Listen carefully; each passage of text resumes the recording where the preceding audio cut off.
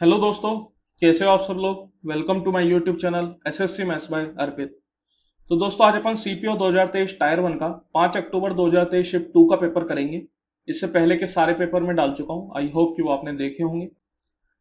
तो चलिए स्टार्ट करते हैं आज अपन 5 अक्टूबर 2023 शिफ्ट 2। क्वेश्चन नंबर 1 है the greatest possible length that can be use to measure exactly the length of 3 metre 15 centimetre, 5 metre and 6 metre 85 centimetre. जब कभी भी इस तरीके का सवाल आपसे पूछा जाए कि ग्रेटेस्ट पॉसिबल लेंथ बतानी है, तो सीधी सी बात है, इनका एचसीएफ निकालना है। मीटर को सेंटीमीटर में चेंज कर लेते हैं ताकि सिंगल यूनिट में हो जाए सारा।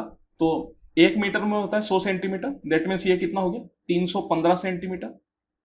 इसी तरीके से 5 मीटर का मतलब 500 सेंटीमीटर, और 6 मीटर 85 सेंटीमीटर का मतलब 685 सेंटीमीटर। तो अब इन तीनों का एचसीएफ निकालना है। ऑप्शन है तो ऑप्शन से चल लेते हैं। एचसीएफ का मतलब होता है highest common factor. That means कि जो सबसे बड़ा नंबर है जो इन तीनों को कैंसिल आउट करेगा उसको अपन एचसीएफ बोलते हैं। तो जब अपन ऑप्शन से चल रहे हैं तो ऑप्शन में भी सबसे बड़े वाले ऑप्शन से चले, क्योंकि हो सकता है कि छोटा वाला आपका आंसर आ जाए लेकिन बड़ा वाला भी आंसर हो। तो उस केस में बड़े वाले आंसर की तब चलेंगे, छोटे वाले को रिजेक्ट कर देंगे। क्योंकि अगर बड़ा वाला पॉसिबल है नंबर जो इन तीनों को डिवाइड कर दे, तो फिर छोटे से कोई मतलब नहीं रहता। तो इसलिए हमेशा बड़े नंबर से स्टार्ट करें। जैसे कि सबसे बड़ा है 11, तो क्या 11 से होगा? क्या बिल्कुल नहीं होगा। 315 को अगर आप 11 से करके देखेंगे तो नहीं हो पाएगा। चलिए उसके बाद 9 पे चलते हैं। 9 से 500 नहीं होगा, क्योंकि 9 का तो सिंपल सी चीज है, सारी डिजिट्स का सम कर लो, डिवाइड से 9 कर दो। तो 500 को अगर मैं 9 से करने की कोशिश करूंगा तो नहीं हो पाएगा। उसके बाद 7 पे चलते हैं। 7 से देखो 315 तो हो जाएगा, 7 चौको 28 और 7 पंजे 35, लेकिन 500 नहीं हो पाएगा। तो एकमात्र ऑप्शन बचा 5, और इससे हो भी जाएगा। 5 के लिए तो आसान सी चीज है, यूनिट डिजिट या तो 0 हो या 5 हो, तो तीनों में ही है, तो 5 से डिवाइड हो जाएगा। तो यही अपना आंसर हो जाएगा। एक सर्वे में 200 लोगों ने भाग लिया और रिस्पॉन्स आपको दे रखे। अपन को बताना है what percentage of respondents do not own A car. कितने लोग कार नहीं रखते, नोट नहीं रखते। तो यहां पे आप देखिए, सबसे पहले तो कार जो है मेन और वुमेन मिला के 35 plus 10 that is equal to 35 रखते हैं। इसके अलावा कुछ लोग ऐसे भी हैं जो कार और स्कूटर दोनों रखते हैं। अगर दोनों रखते हैं तो उनका कार लेने वालों में अपन नाम रखेंगे, क्योंकि वो कार भी रखते हैं। तो 15 प्लस 5 20, दैट मीन्स कि टोटल 55 लोग ऐसे हैं जो कार रखते हैं। तो अपन से पूछ रहा है कि जो कार नहीं रखते उनकी परसेंटेज कितनी है। टोटल कितने लोग थे? 200 लोग थे, उसमें से 55 लोग कार रखते हैं, तो कितने नहीं रखते? 200 माइनस 55 मतलब 145। 145 कितने में से? 200 में से। तो चलिए परसेंटेज निकाल लीजिए, जो कैंसिल आउट हो उसको कैंसिल आउट कर दीजिए। कितना आ जाएगा? 72.5। इसका मतलब 72.5 लोग ऐसे हैं जो कार नहीं रखते। By selling a table for rupees 1596, RF loses 24%. At what price should he sell it to gain 24%? देखिए 1596 पे बेचने पे 24% का नुकसान होता है। अपन से पूछा जा रहा है कि 24% फायदे के लिए कितने रुपए पे इसको बेचा जाए। चलिए, तो देखिए यहां पे अपन क्या कर सकते हैं। 1596 जो है वो एक तरीके से, अगर कॉस्ट प्राइस को 100% मान लिया जाए, तो 24% के नुकसान के बाद कितना बन के आता है? 76%। दैट मीन्स जो 1596 है वो 76% की वैल्यू है। 24% का फायदा चाहिए। अगर फिर से कॉस्ट प्राइस को 100% मान लिया जाए तो 24% फायदे के लिए कितनी वैल्यू चाहिए होगी? 124%। दैट मीन्स ये हुआ कि अपन से 124% की वैल्यू पूछ रहा है। परसेंटेज से तो परसेंटेज कैंसिल आउट हो जाएगा। 76 से इसको काट लेते हैं। 76 का 2 बार में 152, 159 में से 152 जाएगा तो 7, 76 दैट मीन्स 1 टाइम्स। तो ये पूरा पूरा कट गया। 21 इंटू 124 करोगे तो कितना हो जाएगा? 21 का 4 बार में 84, 8 कैरी चला गया। 21 का 2 बार में 42, 42 प्लस 8 50, 5 कैरी चला गया। और 21 और 5 26, तो 2604। Ram has 12 hens and 5 cows. Shyam has 18 hens and 9 cows. Pritam has 4 hens and 8 cows. और विनय has 10 hens and 7 cows. Who has a greater ratio of hens to cows? Ratio में अपन को बताना है कि किसका सबसे ज्यादा रेशियो है। तो एक तरीके से आप कह सकते हो कि जिसका फ्रैक्शन सबसे ज्यादा है उसका रेशियो सबसे ज्यादा है। तो सबसे पहले अगर मैं राम की बात करूं तो यहां पे अपन जो फ्रैक्शन लेंगे वो हेंस और काउज का लेंगे, हेंस इज टू काउ। तो हेंस है इसके पास 12 और काउ है 5, तो 12/5। इसी तरीके से श्याम के पास 18/9, प्रीतम के पास 4/8 और विनय के पास 10/7। तो यहां पे रेशियो उसका सबसे बड़ा होगा जिसका फ्रैक्शन सबसे बड़ा होगा। तो देखिए छोटे छोटे से नंबर है, आसानी से आप बता सकते हैं। 18/9 की बात करूं तो वो इक्वल टू 2 हो जाता है। 4/8 की बात करूं तो वो इक्वल टू 0.5 हो जाता है। 10/7 की अगर अपन बात करें तो वो कितना आ जाएगा, वो 1.4 के समथिंग आ जाएगा। और 12/5 की अगर अपन बात करें तो वो कितना हो जाता है, वो हो जाता है 2.4। तो यहां पे आप देख सकते हैं सबसे बड़ा नंबर कौन सा है, 2.4 है। दैट मीन्स वो किसका है, राम का। तो सबसे बड़ा रेशियो जो होगा वो राम का होगा। Find the value of this, इसकी वैल्यू अपन को फाइंड आउट करनी है। देखिए इस तरीके के क्वेश्चंस में डायरेक्ट फॉर्मूले इस्तेमाल होते हैं। ये फॉर्मूले अगर आपको मालूम है तो आप तुरंत काम कर सकते हो। जैसे कि यहाँ पे सबसे पहले तो एक फॉर्मूला इस्तेमाल हो रहा है sine square theta plus sine square 90 minus theta. अब ये चीज आपको डायरेक्ट मालूम होनी चाहिए कि sine square theta plus sine square 90 minus theta equal to 1 होता है। इसी तरीके से cos square theta plus cos square 90 minus theta भी इक्वल टू 1 होता है। तो यहां पे मैं बोल सकता हूं कि ऊपर sign square 39 plus sine square 90 minus 35 39 1 हो जाएगा। थीटा को अगर आप 39 मानते हैं तो ये sign square theta plus sine square 90 minus theta बन रहा है, दैट इज इक्वल टू 1। इसी तरीके से डेनोमिनेटर में भी अगर मैं थीटा को 35 मानूं तो ये cos square theta plus cos square 90 minus theta बन रहा है, that is also equal to 1 plus 3 into 1025 into 1065। यहां पे फिर से एक और फॉर्मूला इस्तेमाल हो रहा है कि 10a into 10b equal to 1 if a plus b equal to 90। तो यहां पे आप देख सकते हैं अगर a को मैं 25 और b को 65 मानूं तो 25 प्लस 65 जो होता है वो 90 के बराबर होता है। दैट मीन्स कि 10 25 इंटू 10 65 डायरेक्ट अपन 1 ले सकते हैं। तो 1 प्लस 3 इक्वल टू 4। तो क्या आ जाएगा आंसर, 4 आ जाएगा। अब ये फॉर्मूले याद ना हो तो भी कोई दिक्कत वाली बात नहीं है, लेकिन फॉर्मूले याद करना जरूरी है क्योंकि ये कहीं ना कहीं आपका समय बचाएगा। अगर जैसे कि मैं बात करूं 10 25 10 65 ये आया कैसे, तो इसको समझना बहुत ही आसान सी चीज है। 10 65 जो है उसको अपन कोट 25 लिख सकते हैं क्योंकि अपन जानते हैं कि 10 theta equal to cot 90 minus theta.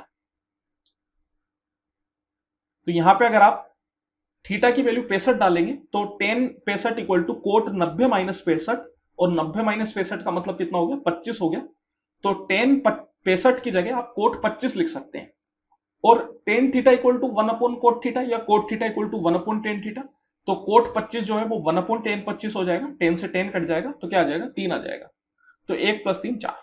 इसी तरीके से यहां पर भी आप फॉर्मूला जानते हैं कि sine theta equal to cos 90 minus theta या sine 90 minus theta equal to cos theta. तो ये साइन 90 माइनस 39 जो है इसको आप कोस 39 लिख सकते हैं।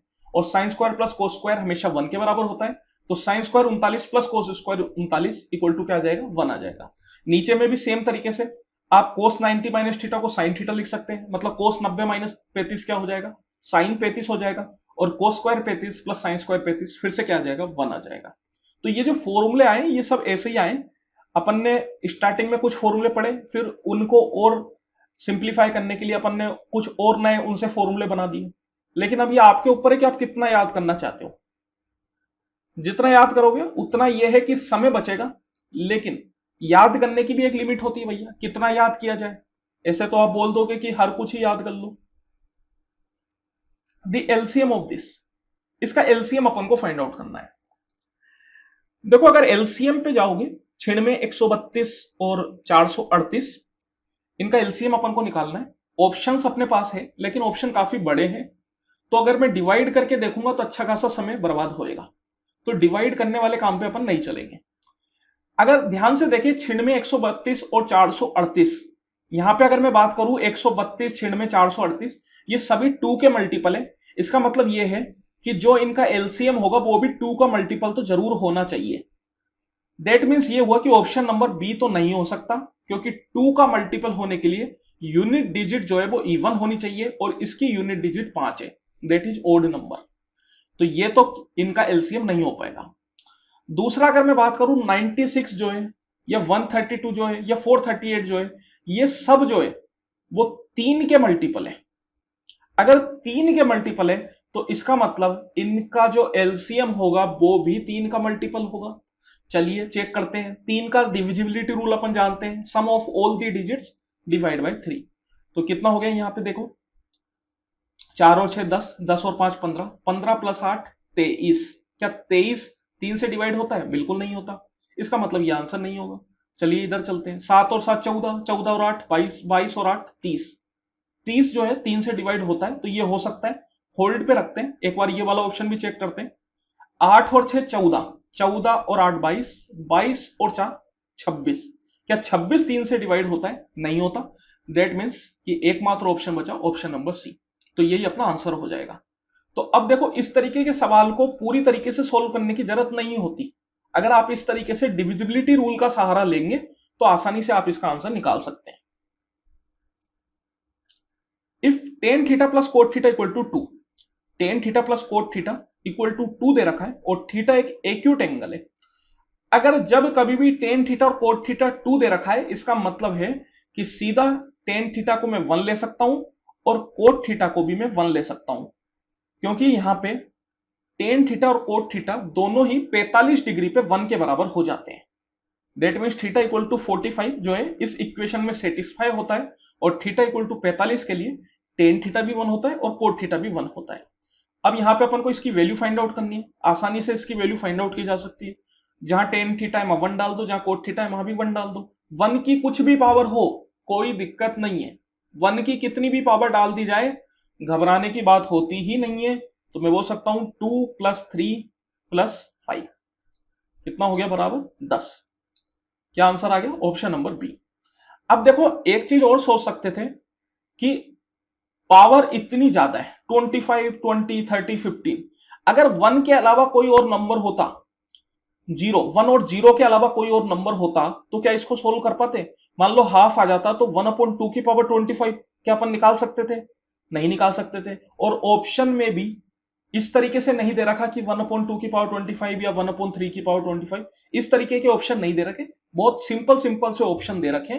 तो मैं बोल सकता हूं कि 10 और कोट की कुछ ऐसी वैल्यू रहेगी जिनकी पावर 25 पावर 20 अपन निकाल सकते हो, और वो नंबर क्या है? वो या तो 1 है या 0 है या -1 है, इन तीनों में से ही कोई है। तो आप उनको यहां पे सेटिस्फाई करा के भी देख सकते हो। 1 मिनट के लिए सोच सकते हो कि भैया टेन थीटा क्या 0 होगा क्या? मन में आया विचार, सेटिस्फाई करा के देख लिया। टेन थीटा 0, टेन थीटा 0 कितने पे होता है? थीटा इक्वल टू 0 पे होता है। और थीटा इक्वल टू 0 पे कोट क्या हो जाता है? कोट जो है नॉट डिफाइन हो जाता है। तो 0 प्लस नॉट डिफाइन क्या 2 होता है क्या? नहीं होता। इसका मतलब टेन थीटा 0 नहीं हो सकता। दूसरा मन में ख्याल आया, टेन थीटा 1 डाल के देख लेता हूं। टेन थीटा 1 कब होता है? थीटा 45 पे। थीटा 45 पे कोट क्या होता है? 1 होता है। 1 + 1 2 होता है। दैट मीन्स इक्वेशन सेटिस्फाई हो रही है। तो इस तरीके से भी सोचा जा सकता है। The monthly income of an employee was 26,500। चलिए ठीक है, मंथली इनकम दे दी 26,500, and his monthly expenditure was 22,000, और मंथली एक्सपेंडिचर जो है वो 22,000 है। सही बात है भैया, महंगाई के जमाना है, इतना तो खर्च हो ही जाएगा। Next year his income increased by 20%, अगले साल जो है इनकम 20% से बढ़ जाती है, एंड एक्सपेंडिचर 15% से बढ़ जाता है। तो अपन को बताना है कि सेविंग कितनी बढ़ेगी। तो देखिए, सेविंग सेविंग इक्वल टू होता है इनकम माइनस एक्सपेंडिचर। जितनी कमाई है उसमें से अगर मैं खर्चा निकाल दूंगा तो मेरे पास बचत आ जाएगी। तो 26,500 में से 22,000 अगर घटाते तो कितना बच जाता है? 4,500 बच जाता है। दैट मीन्स कि पहले वाले केस में 4,500 रुपए की सेविंग है। चलिए, इनकम 20% बढ़ी तो कितने रुपए बढ़े? 20% का मतलब होता है 1/5। दैट मीन 26,500 का अगर 1/5 निकालना है तो 5 से इसको डिवाइड कर देते हैं। 5 का 5 बार में, 5 का 3 बार में, दैट इज 5300। 20% बढ़ गई मतलब टोटल इनकम कितनी हो गई? 31,800 रुपीज। इसी तरीके से 15%, 15% मतलब 15/100, 5 से काटोगे तो कितना हो जाएगा? 3/20। मतलब इसका 3/20 निकाले तो कितना होगा? पहले 20 से अगर डिवाइड करोगे, एक जीरो से एक जीरो कट जाएगा, 2 से 1100 बार में, और 1100 को 3 बार में 3300, तो टोटल कितना हो जाएगा? 25,300। सेविंग कितनी हुई? फिर से सेविंग क्या होता है? Income minus expenditure. 31,800 में से अगर 25,300 घटाओगे तो कितना बच जाएगा? 6500।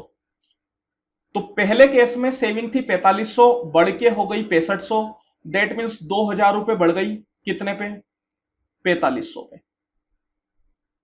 यही परसेंटेज में अपन को बताना है तो परसेंटेज में कर लेंगे। ऑप्शन के हिसाब से अगर चले तो ऑप्शन फ्रैक्शन में, तो इसका मतलब फ्रैक्शन में ही छोड़ना है। 5 से काटा 9 बार में, 5 से काटा 400 बार में, 400/9, तो 9 का 4 बार में 36, फिर 40 रह गया तो 4 बार में 36, that is 44, 4/9%। Option number A. A sphere and another solid hemisphere have the same surface area. एक स्फेयर और एक हेमीस्फेयर का सरफेस एरिया बराबर है। देखिए अगर सरफेस एरिया बराबर है तो इसका मतलब है रेडियस बराबर नहीं रही होगी, तभी जाके सरफेस एरिया बराबर हो सकता है, क्योंकि दोनों का जो फॉर्मूला होता है वो अलग अलग होता है। स्फेयर का सरफेस एरिया क्या होता है? 4πr²। तो यहां पे मैं रेडियस को r1 मान लेता हूं, r1²। ये इक्वल है हेमीस्फेयर के सरफेस एरिया के बराबर। हेमीस्फेयर का सरफेस एरिया, देखिए स्फेयर में तो केवल एक तरह का सरफेस एरिया पॉसिबल होता है, that is total surface area.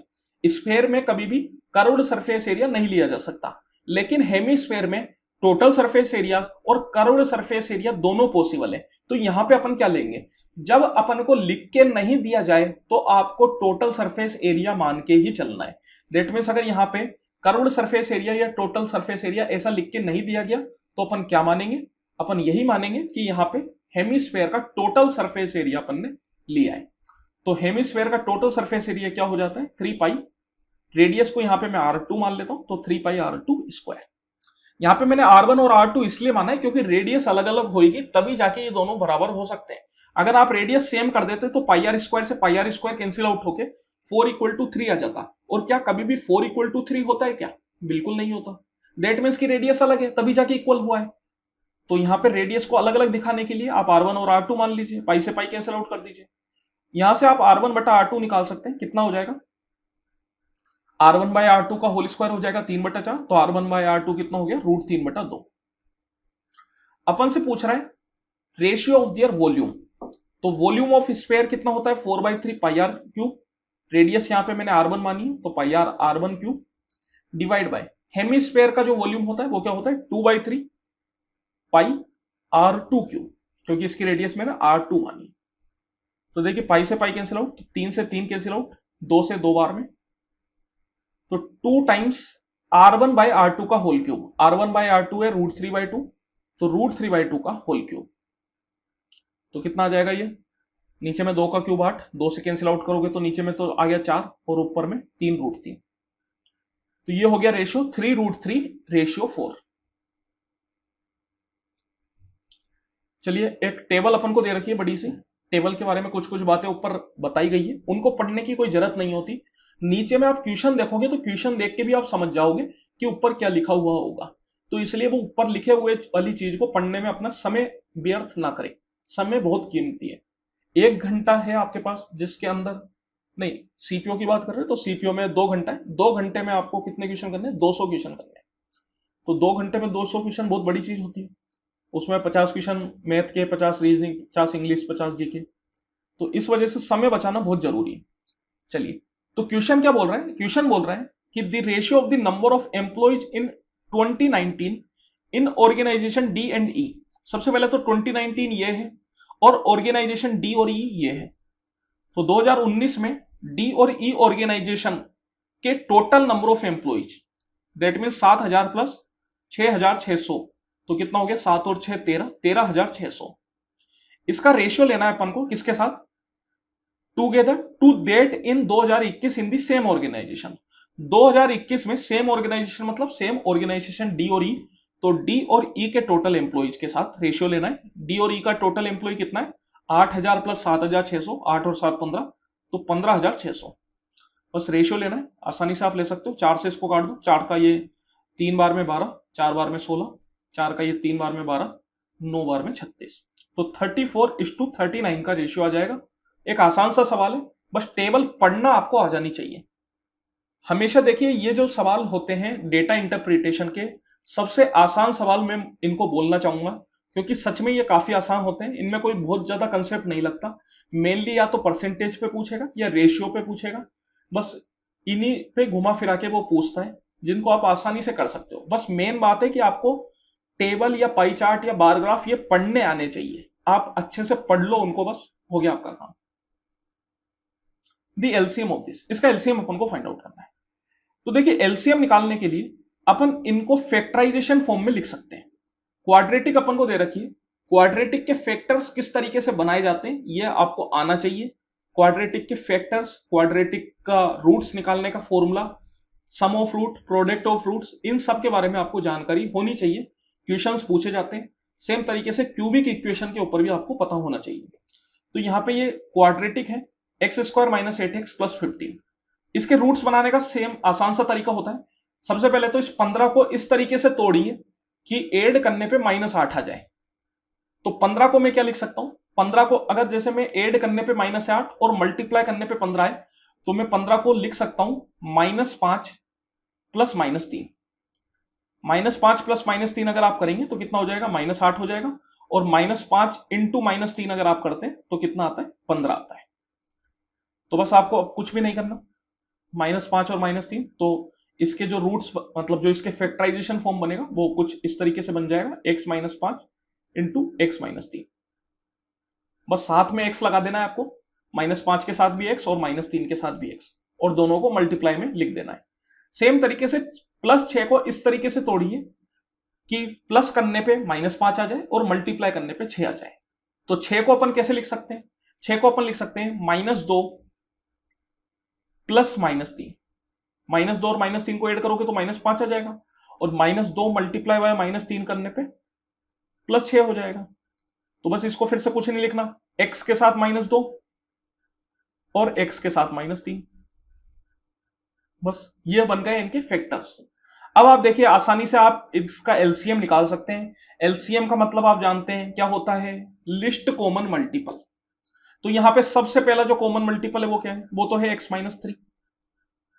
इसके बाद x - 5 और x - 2। x - 3 लिस्ट का मतलब होता है कि आपको अगर कोई मल्टीपल एक से ज्यादा बार है तो उसको एक बार लेना है। जैसे कि यहाँ पे x - 3 दोनों में था तो मैंने एक बार ले लिया। अब x - 5 है और x - 2 है, तो ये हो गया इनका एलसीएम, ऑप्शन नंबर बी। अगर आपसे एचसीएफ पूछा जाता तो एचसीएफ का मतलब होता है हाईएस्ट कॉमन फैक्टर, मतलब ऐसा नंबर जो दोनों में मौजूद है, दैट इज क्या है? x - 3। तो अगर एचसीएफ पूछा जाता तो x - 3 होता। एलसीएम पूछ रहे हैं तो एलसीएम क्या हो जाएगा? x - 3 × x - 5 × x - 2। इस तरीके के क्वेश्चंस में x की वैल्यू डाल के सोल्व करने की गलती ना करें। वैसे अगर आप करना चाहेंगे तो आप अपना समय खराब करेंगे, क्योंकि फिर वो अच्छा खासा लंबा प्रोसेस हो जाता है। सारे ऑप्शंस में भी आपको वैल्यू डालनी पड़ती है, और अगर कभी गलती से भी कोई ऐसे ऑप्शन सेम आ जाए और वही आपका आंसर आ जाए तो फिर बड़ी दिक्कत हो जाती है। आप बता नहीं सकते कि कौन सा ऑप्शन होएगा, फिर आपको कुछ और x की वैल्यूज का सेट डाल के ऑप्शंस वगैरह निकालने पड़ेंगे, जो एक अच्छा खासा लंबा प्रोसेस हो जाता है। जब ऑप्शंस आपके पास आसान है, इक्वेशंस आसान है, तो आप इस तरीके से करें, नॉर्मल तरीके से करें। ऑप्शन x की वैल्यू डालने वाला काम अपन तब करते हैं जब इक्वेशंस ऐसी होती है जो सोल्व करना आसान नहीं है, उस केस में फिर अपन x की वैल्यू डालने पे चलते हैं। Find the value of this, sin 50 plus है माइनस cos 40 माइनस है। देखिए, जब कभी भी इस तरीके की चीज आए जहां पे a इन्वॉल्व हो रहा है, तो मान के चलिए कि इसका आंसर 0 आने वाला है, क्योंकि अगर 0 नहीं आना होता तो पक्का था कि a की वैल्यू जरूरत पड़ने वाली थी, तभी जाके अपन इसको सोल्व कर पाएंगे। देखिए, 0 कब आता है? 0 आने के लिए ये दोनों अगर आपस में कैंसिल आउट हो जाएंगे तो 0 आ जाएगा, और अगर a की वैल्यू अपने पास नहीं है, इसका मतलब है कि ये दोनों आपस में कैंसिल आउट होने वाले हैं, तभी जाके अपन इसकी वैल्यू फाइंड आउट कर पाएंगे। क्योंकि अगर आप ऑप्शन में देखेंगे तो ऑप्शन में एक इंटीजर है आपके पास, कहीं भी ए के टर्म में ऑप्शन नहीं है। दैट मीन्स कि इतना तो पक्का है कि इसका कुछ ना कुछ तो आंसर आने वाला है, और कुछ ना कुछ आंसर आने वाला है बिना ए की वैल्यू से, तो वो क्या आने वाला है, वो जीरो आने वाला है, क्योंकि दोनों आपस में कैंसिल आउट हो जाएंगे और आंसर आ जाएगा जीरो। अब वैसे आया क्यों, क्यों आया ये अगर पूछा जाए तो देखिए फॉर्मूला अपन ने अभी अभी देखा था कि cos theta equal to sine 90 minus theta. तो यहां पे जो ये 40 माइनस है, इसको अगर मैं थीटा मान लूं तो कोस 40 माइनस ए क्या हो जाएगा, पूरे थीटा को मैंने 40 माइनस ए मान लिया, तो यहां पे थीटा की जगह आप 40 माइनस ए रख दीजिए, तो साइन 90 माइनस 40 प्लस ए, माइनस से मल्टीप्लाई कर दिया मैंने, तो माइनस 40 प्लस ए हो गया। देखिए 90 माइनस 40 हो जाता है 50, दैट मीन्स ये क्या आ गया, ये आ गया साइन 50 प्लस ए। अब आप देख सकते हैं साइन 50 प्लस ए, और कोस जो था वो माइनस साइन के साथ था, तो ये क्या आ जाएगा, minus sine 50 plus a, sine 50 plus a से sine 50 plus a cancel out हो गया, क्या आ गया आंसर, जीरो आ गया। If sine theta plus cos theta equal to root 11/3 then what is the value of this. देखिए जब कभी भी sine theta plus cos theta दे रखा है और sine theta minus cos theta पूछ रहा है, या sine theta minus cos theta दे रखा है और sine theta plus cos theta पूछ रहा है, तो एक ही तरीका है करने का, कुछ ज्यादा सोचने की जरूरत नहीं है। जो आपको दे रखा है सबसे पहले उस पे दोनों साइड स्क्वायर कर दीजिए। दैट मीन्स कि sine theta plus cos theta का whole square equal to root 11/3 का होल स्क्वायर कर दीजिए, होल स्क्वायर। तो sine theta plus cos theta का होल स्क्वायर क्या होता है, ए प्लस बी का होल स्क्वायर मतलब a square plus b square plus 2ab, तो sine square plus cos square plus 2 sine cos. बचपन से पढ़ते आ रहे हैं भैया, ये फॉर्मूला है ना, बताने की जरूरत नहीं होनी चाहिए। रूट 11 का स्क्वायर 11 और 3 का स्क्वायर 9। अब देखिए फिर से बचपन का formula sine square plus cos square, पहला फॉर्मूला जो ट्रिग्नोमेट्री में अपन पढ़ते हैं, ट्रिग्नोमेट्री आइडेंटिटी जो पहली पढ़ते हैं वो यही पढ़ते हैं, that is equal to 1, sine square plus cos square equal to 1। तो यहां से 2 साइन कोस क्या आ जाएगा अपने पास, 11/9 minus 1, that is equal to कितना हो जाएगा, 11 में से 9 गया तो 2, तो 2/9। तो 2 साइन कोस की वैल्यू आ गई 2/9। अब ये 2 से 2 काटने की जरूरत नहीं है, ठहर जाओ, कोई फायदा नहीं है उससे, क्योंकि sign theta minus cos theta को अपन लिखने वाले हैं स्क्वायर रूट में sine theta minus cos theta का होल स्क्वायर। ये मैं लिख सकता हूं, ये चीज आप जानते हो, square root x square is equal to x, ये चीज अपन अच्छी तरीके से जानते हैं, कोई दिक्कत वाली बात नहीं है इसमें। तो यहां पे देखिए root x square equal to x लिख सकते हैं, तो फिर sine theta minus cos theta को स्क्वायर रूट में sine theta minus cos theta का होल स्क्वायर लिख सकते हैं। वैसे ये पूरी तरीके से सत्य नहीं है, क्योंकि यहां पे मोड एक्स लगना चाहिए, root x square equal to mod x होता है, मतलब एक्स की मैं नेगेटिव वैल्यू भी ले सकता हूं और पॉजिटिव भी ले सकता हूं, लेकिन यहां पे अपन मोड वाला काम नहीं करते, उसकी जरूरत नहीं है। ऑप्शंस अगर आप देखेंगे तो सारे पॉजिटिव में ही है, दैट मीन्स की sign theta minus cos theta की पॉजिटिव वैल्यू ही आपको लेनी है, तो फिर मोड लगाने की जरूरत नहीं है। चलिए इसको खोल लीजिए, इसको अगर आप खोलोगे तो क्या होगा, a माइनस बी का whole square that is sine square theta plus cos square theta minus 2 sine cos. अब आप देखिए sine square plus cos square तो पता ही है आपको 1 होता है, और 2 साइन कोस की वैल्यू आप निकाल चुके हो 2/9, इसीलिए मैंने 2 से 2 कैंसिल आउट करने से मना कर दिया था, क्योंकि फिर से अपन को 2 साइन कोस की वैल्यू डालनी थी, तो डायरेक्ट अपन डाल लेंगे माइनस 2/9। तो 1 माइनस 2/9 दैट इज कितना हो गया, 9 माइनस 2 7, 7/9 मतलब रूट 7/3। तो option number B. A family earns rupees 75,000, out of which 10% is saved. 30% of the expenditure is incurred on education, while 30,375 is spent on health, and the remaining amount is spent on food. What is the percentage of food expenditure to the total income? तो देखिए family income जो है 75,000 है, इसमें से 10% वो लोग save कर लेते हैं, तो एक्सपेंडिचर जो है मतलब खर्चा वो कितना होता है, वो होता है 90%। अगर मैं 10% की बात करूं तो कितना हो जाता है, 7,500 हो जाता है। 75,000 का 10% मतलब 7,500, तो 75,000 में से अगर आप 7,500 घटाएंगे तो कितना आ जाएगा, 67,500। इसका मतलब 67,500 का एक्सपेंडिचर है, उसमें से भी 30% एक्सपेंडिचर जो है वो एजुकेशन पे चला जाता है, तो आगे कितना जाता है, 30% तो एजुकेशन पे चला गया, इसका मतलब आगे गया 70%। इसकी 70% अगर आप निकालेंगे तो 2 कट जाएगा, 70 इंटू 675 मतलब कितना हो गया, 7 पंजे 35 की 5, 3 कैरी चला गया, 5 कैरी चला गया, 7 छके 42 और 5 47। तो 47,250 रुपए आगे गए। उसमें देखिए आगे जाते जाते 30,375 रुपए हेल्थ पे खर्च हो गए।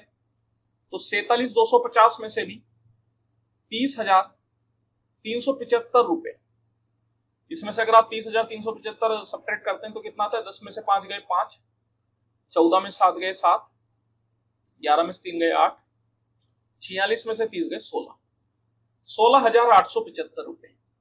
तो इसका मतलब रिमेनिंग अमाउंट फूड पे खर्च किया जा रहा है और रिमेनिंग आपके पास कितना बच रहा है, 16,875 रुपए।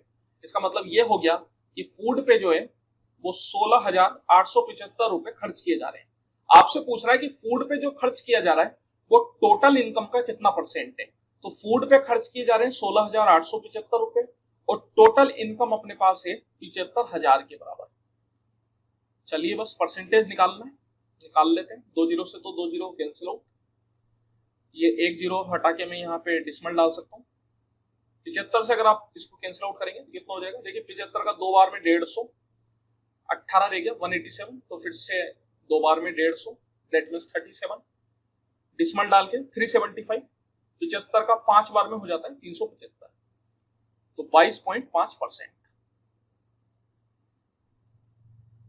एक पाई चार्ट अपन को दे रखा है, बोला जा रहा है कि if A total of 1200 kg of fruits were sold in a day, एक दिन में 1200 किलो फल जो है बेचे जाते हैं, then find the difference between the sales of grapes and orange. तो सेल्स और ग्रेप का डिफरेंस अपन को फाइंड आउट करना है। तो ऑरेंज है 15% और ग्रेप है 10%। इनका अगर मैं डिफरेंस ले परसेंटेज में तो कितना आ जाएगा, 15 माइनस 10 5%। दैट मीन्स ये हुआ कि टोटल का 5% अपन से पूछा जा रहा है। टोटल कितना है 1200 किलो, उसका 5% तो कितना हो गया भैया, 12 पंजे 60, मतलब 60 kg। अब यहाँ पे अगर अपन ग्रेप्स का पहले निकालते और ऑरेंज का निकालते और फिर सब्ट्रैक्ट करते तो उससे कोई फायदा नहीं होता, फालतू 2 बार परसेंटेज निकालनी पड़ती। तो यहाँ पे एक बार में ही काम हो गया, पहले परसेंटेज में डिफरेंस निकाल लो फिर उसको कन्वर्ट कर लो। पहले कन्वर्ट करके डिफरेंस निकालोगे तो 2 बार परसेंटेज निकालनी पड़ेगी, पहले डिफरेंस निकाल के फिर कन्वर्ट करोगे तो केवल एक ही बार परसेंटेज निकालनी पड़ेगी। तो उससे अपना काम थोड़ा जो है जल्दी हो जाएगा। Two circles with center P and Q of radii 6 cm and 4 cm respectively touch each other internally. If the perpendicular bisector of PQ meets the bigger circle in A and B, then the value of AB। तो देखिए दो circle जो है वो एक दूसरे को internally touch कर रहे हैं। इंटरनली और एक्सटर्नली दोनों अलग अलग चीजें होती है। यहाँ पे मैंने फिगर पहले ही बना रखा है ताकि ज्यादा अच्छे से चीजें दिख पाए, क्योंकि अगर हाथ से फिगर बनाने जाऊंगा तो उतने अच्छे से सर्किल बन नहीं पाएगा। दैट्स वाई मैंने सर्किल पहले ही बना के रख लिया। अब देखिए ये दोनों सर्किल क्या है, एक तरीके से इंटरनली एक दूसरे को टच कर रहे हैं यहाँ पे इस पॉइंट पे, आप कह सकते हो। चलिए तो इनके सेंटर अपन मान लेते हैं। जैसे मैंने मान लिया कि ये तो हो गया इस छोटे वाले सर्किल का सेंटर और यहाँ पे कुछ ये हो गया बड़े वाले सर्किल का सेंटर। बड़े वाले सर्किल का जो सेंटर है वो P है और छोटे वाले का Q है। रेडियाई इनकी है 6 और 4। If the perpendicular bisector of PQ का परपेंडिकुलर बाइसेक्टर बिगर सर्किल को A और B पे कट कर रहा है तो वो कुछ इस तरीके से बनेगा।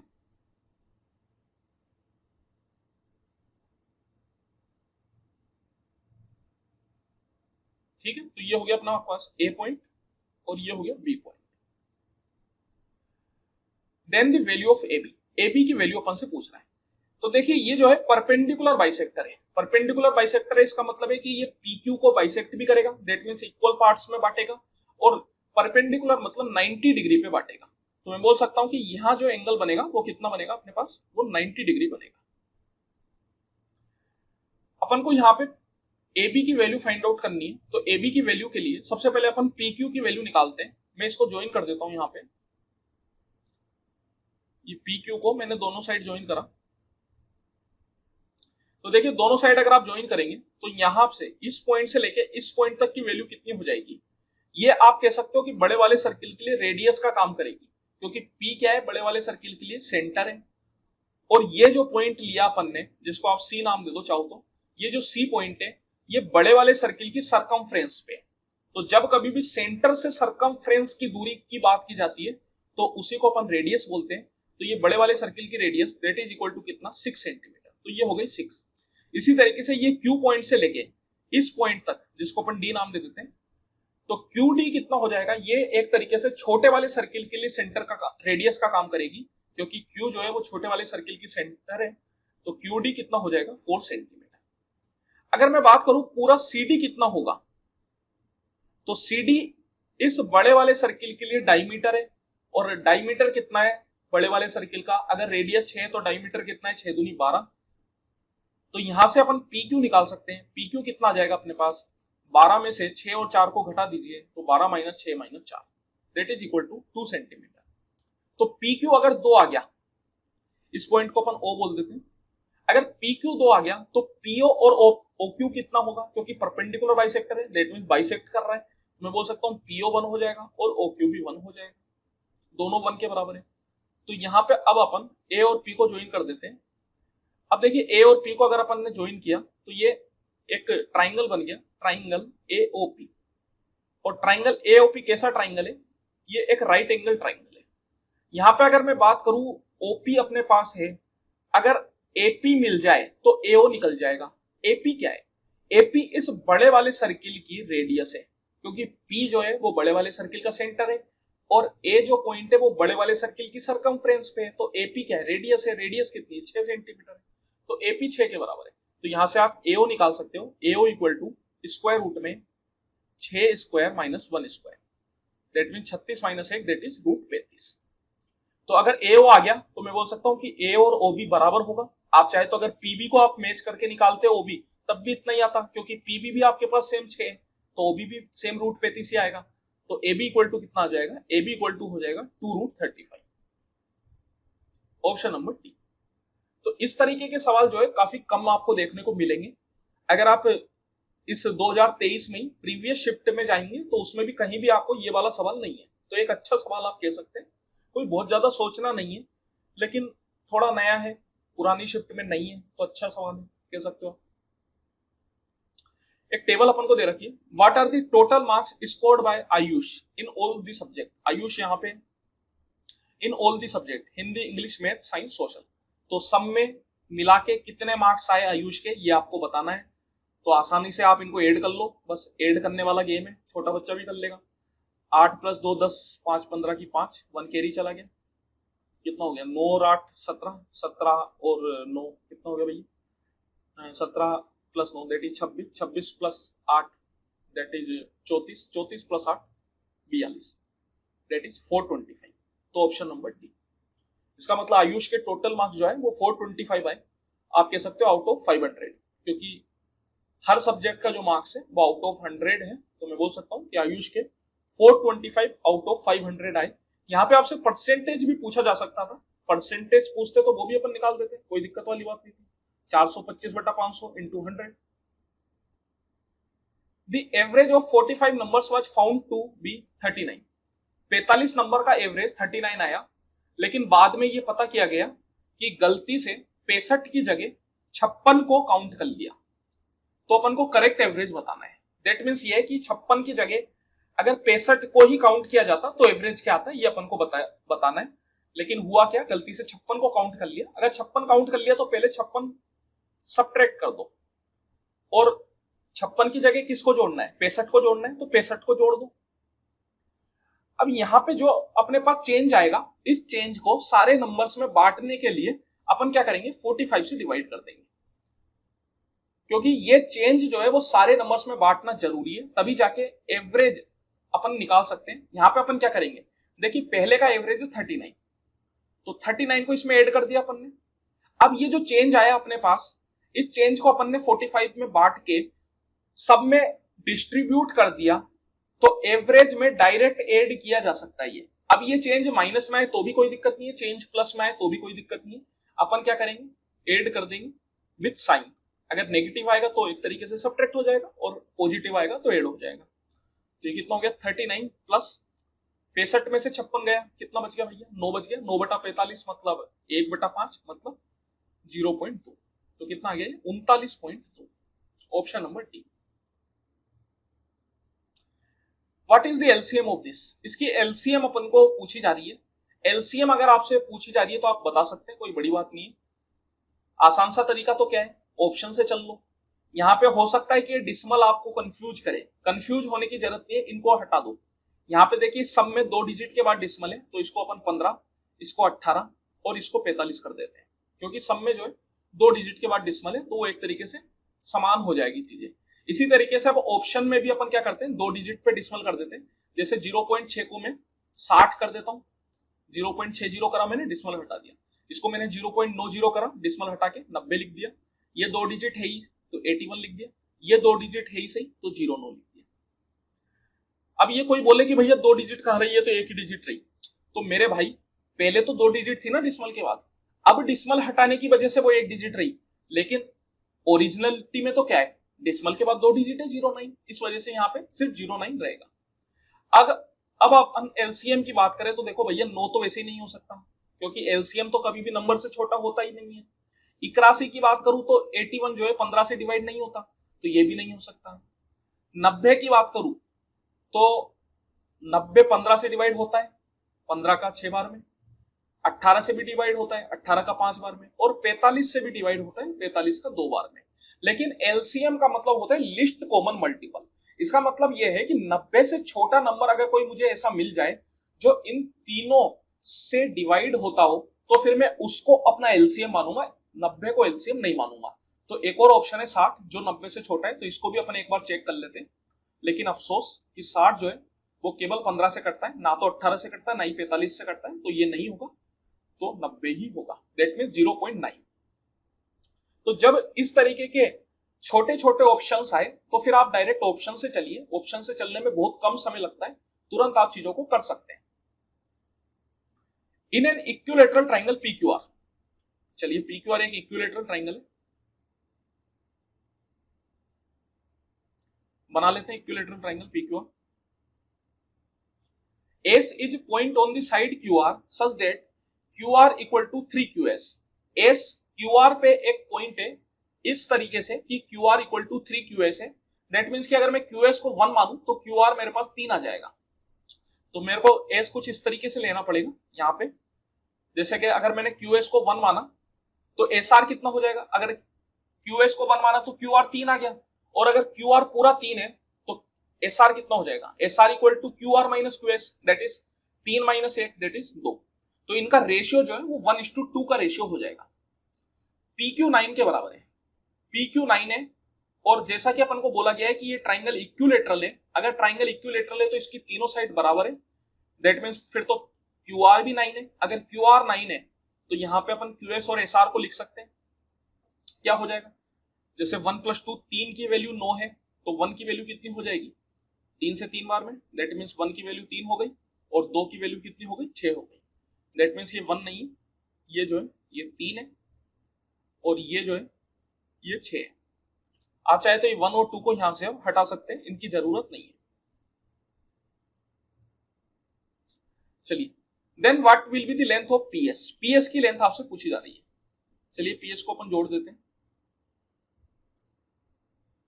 देखिए PS की डायरेक्ट लेंथ तो नहीं निकाल पाएंगे, क्योंकि PS जो है वो परपेंडिकुलर नहीं है। अगर ये QS और SR 1:1 का रेशियो होता तो फिर अपन इसको परपेंडिकुलर बोल देते। क्यों बोल देते हैं, क्योंकि अपन जानते हैं जो इक्विलेटरल ट्राइंगल होता है उसमें परपेंडिकुलर, एंगल बाइसेक्टर, मीडियन सब सेम होते हैं। तो अगर QS और SR 1:1 होते तो एक तरीके से ये PS जो है मीडियन का काम करती, और इक्विलेटरल ट्राइंगल होने की वजह से ये एल्टीट्यूड का भी काम करती। तो उस केस में ये 90 डिग्री पे होती तो अपन आसानी से PS निकाल सकते थे, लेकिन अभी ये 90 डिग्री पे नहीं है, तो अभी इस तरीके से तो नहीं निकाल पाएंगे। तो आप क्या कीजिए, P से एक एल्टीट्यूड डाल दीजिए QR पे। थोड़ा अच्छा नहीं बना, सीधा बना लेते हैं। तो P से एक एल्टीट्यूड डालिए, तो कुछ ये एल्टीट्यूड डल गया 90 डिग्री। अब आप यहाँ पे देखिए ये एल्टीट्यूड है, जैसा कि मैंने बोला इक्विलेटरल ट्राइंगल में एल्टीट्यूड, मीडियन, एंगल बाइसेक्टर सब सेम होते हैं। तो ये जो एल्टीट्यूड है ये एंगल बाइसेक्टर का भी काम करेगी, इसको मैं O नाम दे देता हूं। अगर ये एंगल बाइसेक्टर का भी काम करेगी और साथ में मीडियन का भी काम करेगी, तो अगर ये मीडियन का काम करेगी तो मैं बोल सकता हूँ QO और OR ये बराबर होगा। पूरी साइड है 9 की, तो QO और OR कितना हो जाएगा, ये 4.5, और ये पूरा भी 4.5। QS अगर 3 है तो मैं बोल सकता हूँ ये 1.5 हो जाएगा। या आप ऐसे भी बोल सकते हो कि भैया SR अगर 6 तो 6 में से 4.5 घटाएंगे तो कितना रह जाएगा, 1.5 रह जाएगा। अब आप यहाँ पे देखिए पीओ एक तरीके से एल्टीट्यूड है आपके पास, और इक्विलेटरल ट्राइंगल में एल्टीट्यूड निकालना काफी आसान काम होता है, डायरेक्ट आप इसको निकाल सकते हैं। और नहीं तो एक और आप काम कर सकते हैं, वो क्या कि ट्राइंगल पीओक्यू में पाइथागोरस थ्योरम का इस्तेमाल आप कर सकते हैं। यहाँ पे आपके पास PQ है, QO है, PO आपको फाइंड आउट करना है। PO कितना आ जाएगा, PO equal to square root PQ square that is 9 square minus QO square, QO कितना है 3 प्लस 1.5 मतलब 4.5 मतलब 9/2, तो 9/2 का स्क्वायर, 9 स्क्वायर 81, और ये हो गया 81/4। 81 में से 81/4 घटाएंगे तो क्या रह जाएगा, 3 इंटू 81/4। अब देखिए यहां पे अब अपन क्या करेंगे, ट्राइंगल पीओएस में फिर से पाइथागोरस थ्योरम का इस्तेमाल करेंगे। ट्राइंगल पीओएस में पीओ अपने पास मिल चुका है, ओएस अपने पास मिल चुका है, पीएस अपन को निकालना है, जो कि अपन निकाल सकते हैं equal to square root PO square plus OS square. PO कितना है, स्क्वायर रूट में 3 इंटू 81/4, स्क्वायर करोगे तो कितना आ जाएगा 3 इंटू 81/4 प्लस ओएस, ओएस है 1.5 मतलब 3/2, 3/2 का स्क्वायर करोगे तो 9/4, तो ये कितना हो गया 8 3 24, 243/3, सॉरी 3 नहीं 4 प्लस 9/4 इसका स्क्वायर रूट, तो ये कितना हो गया 243 प्लस 9 मतलब 252, 252/4।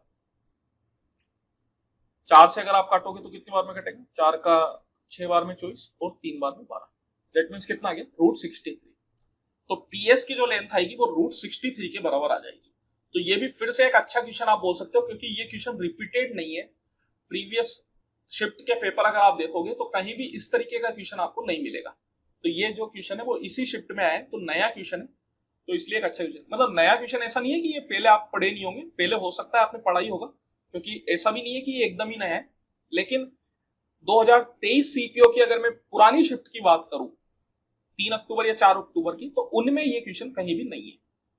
क्योंकि अमूमन तौर पे ऐसा होता है कि जो शिफ्ट होती है आगे की शिफ्ट में पीछे की शिफ्ट के क्वेश्चन रिपीट होने लगते हैं, सेम क्वेश्चन ही वापस से पूछ लिए जाते हैं, थोड़ी बहुत डिजिट्स वगैरह चेंज कर दी जाती है या थोड़ा बहुत उसमें चेंज कर दिया जाता है, लेकिन क्वेश्चन सेम हो जाते हैं।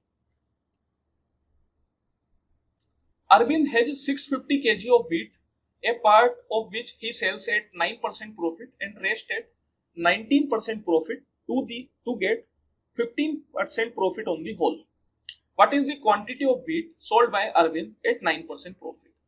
जब कभी भी इस तरीके का सवाल आए जहां पे आपको पार्ट पूछा जाए कि भैया 9% प्रॉफिट पे कितना गेहूं बेचा गया, तो उसके लिए आप मिक्सचर एंड एलिगेशन का कंसेप्ट इस्तेमाल करिए। यहाँ पे मैंने लिख लिया 9%, यहाँ पे मैंने लिख लिया 19%। तो 9% पे कुछ बेचा और 19% पे कुछ बेचा, और जो प्रॉफिट ओवरऑल प्रॉफिट हुआ वो 15% का हुआ, तो इन दोनों के बीच में लिख लिया 15%। इस तरीके से आप चाहे तो एरो बना सकते हैं, जिस तरीके से मैं एरो बना रहा हूं इसी तरीके से बनाने।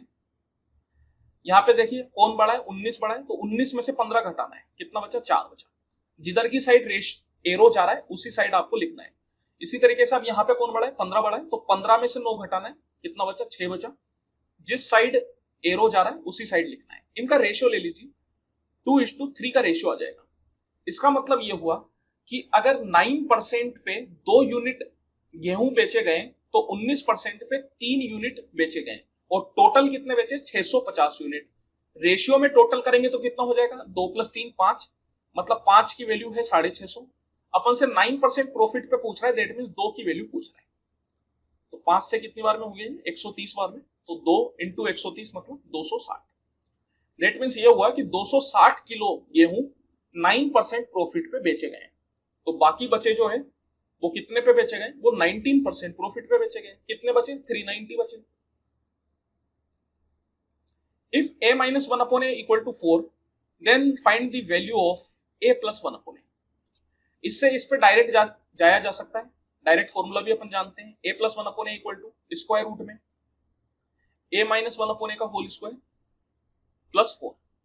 ये डायरेक्ट फॉर्मूला होता है, कन्वर्जन फॉर्मूले बहुत ज्यादा इंपॉर्टेंट है अलजेब्रा के। कन्वर्जन फॉर्मूले अच्छे से आपको आने चाहिए, क्योंकि इनके ऊपर दो क्वेश्चन आ जाते हैं। एक तो आता ही आता है, कभी कभार दो भी आ जाते हैं और कभी कभार तीन भी आ सकते हैं। तो इसलिए कन्वर्जन फॉर्मूला अच्छे से याद करें। a माइनस वन अपॉन ए कितना है 4, 4 का स्क्वायर 16, 16 प्लस 4 दैट इज 20, और 20 को मैं लिख सकता हूं 2√5। Option number C. चलिए फिर से एक टेबल दे रखी है, ऊपर पढ़ने की जरूरत नहीं, डायरेक्ट क्वेश्चन पे चलते हैं। क्वेश्चन से ही लगभग सब कुछ समझ में आ जाता है। The number of students studying in class 7 from school you is what percentage of the total number of students from all the classes together from that school. तो स्कूल यू ये है और क्लास 7 ये है। तो अपन से बोल रहा है कि क्लास 7 में पढ़ने वाले स्कूल यू से जो बच्चे हैं वो कितने हैं, वो है 162। तो अपन से पूछ रहा है कि 162 यू स्कूल में पढ़ने वाले सारी क्लास के बच्चों का कितना परसेंटेज है। तो सारी क्लास के बच्चों का परसेंटेज निकालना है, दैट मीन्स कि इन सबका टोटल करना है। तो 150, 160, 162, 160, 161, 140, इसका आप टोटल कर लीजिए। टोटल करेंगे तो कितना हो जाएगा, 2 और 1 3, 4 6 10, 10 6 16, 16 6 22, 22 6 28, 28 और 5 33, 3 के लिए चल गया, 3 और 1 4, 1 5 6 7 8 9, 933। दैट मीन्स पूछा जा रहा है कि 162 जो है वो 933 का कितना परसेंटेज है। इसको सोल्व करना ही पड़ेगा। चलिए सोल्व कर लेते हैं, डायरेक्ट ही कर लेते हैं। 933 का सबसे पहले तो अपन 0.1 बार में चल जाएगा ये, क्योंकि 1620 होगा तो एक बार में जाएगा 933। 1620 में से 933 घटाओगे तो कितना बचेगा, 1000 में से 933 घटाए तो बचे 67, और उधर बचा 620, 620 प्लस 67 मतलब 687। तो 687 का मतलब हो गया 6870। 6870 का मतलब अगर मैं 900 के हिसाब से देखूं तो 900 का 7 बार में हो जाएगा 6300। तो ये लगभग लगभग 7 बार में तो जाएगा ही सही। दैट इज इक्वल टू हो गया 17 पॉइंट समथिंग। 100 से जब आप इसको मल्टीप्लाई करेंगे तो ये 17 पॉइंट समथिंग आ जाएगा, और एकमात्र ऑप्शन है अपने पास 17 के साथ। अब यहाँ पे पूरी वैल्यू निकालने की कोई जरूरत नहीं होती, क्योंकि कोई सब्जेक्टिव पेपर नहीं है कि आपको एक एक चीज लिख के आनी है। जब आपको पता चल गया कि आपका ऑप्शन सी होने वाला है तो बस आप मार्क कर दो, पूरा निकालने की कोई जरूरत नहीं है। अपने ऊपर इतना कॉन्फिडेंस रखो कि आपने जो मार्क किया है वो सही किया होगा। Vipin can do a piece of work in 2 days। Vipin जो है वो किसी काम को 2 दिन में कर देता है। वैभव जो है उस काम को 3 दिन में करता है, और चिराग जो है वो सेम काम को 6 दिन में करता है। अगर तीनों साथ में मिलकर काम करें तो काम कितने दिन में खत्म कर दिया जाएगा, ये पूछा जा रहा है। तो देखिए यहाँ पे अपन क्या करेंगे, इनका एलसीएम लेंगे ताकि अपन को इनकी एफिशिएंसी पता चल सके। और एलसीएम इसलिए भी लेते हैं ताकि टोटल वर्क कुछ माना जा सके। अब देखिए टोटल वर्क को कुछ भी माना जा सकता है। जब मैं मानने की बात करता हूं तो कुछ भी माना जा सकता है, लेकिन एलसीएम लेके ही क्यों मानते हैं, ताकि एफिशिएंसी निकालना आसान हो जाए, नंबर जो है वो रेशियो में आए, सॉरी रेशियो में क्या, इंटीजर में आए। तो 2 3 6 का एलसीएम 6। अब यहां पे देखिए एफिशिएंसी कैसे निकालते हैं।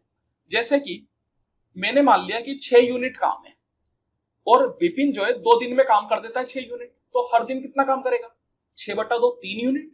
तो ये 3 इसकी एफिशिएंसी हो गई। एफिशिएंसी मतलब कार्य क्षमता, हर दिन कितना काम किया जाता है इसके द्वारा, ये इसकी कार्य क्षमता है, दैट इज एफिशिएंसी। इसी तरीके से वैभव 3 दिन में 6 यूनिट काम करता है, तो हर दिन कितना करेगा, 6/3 2।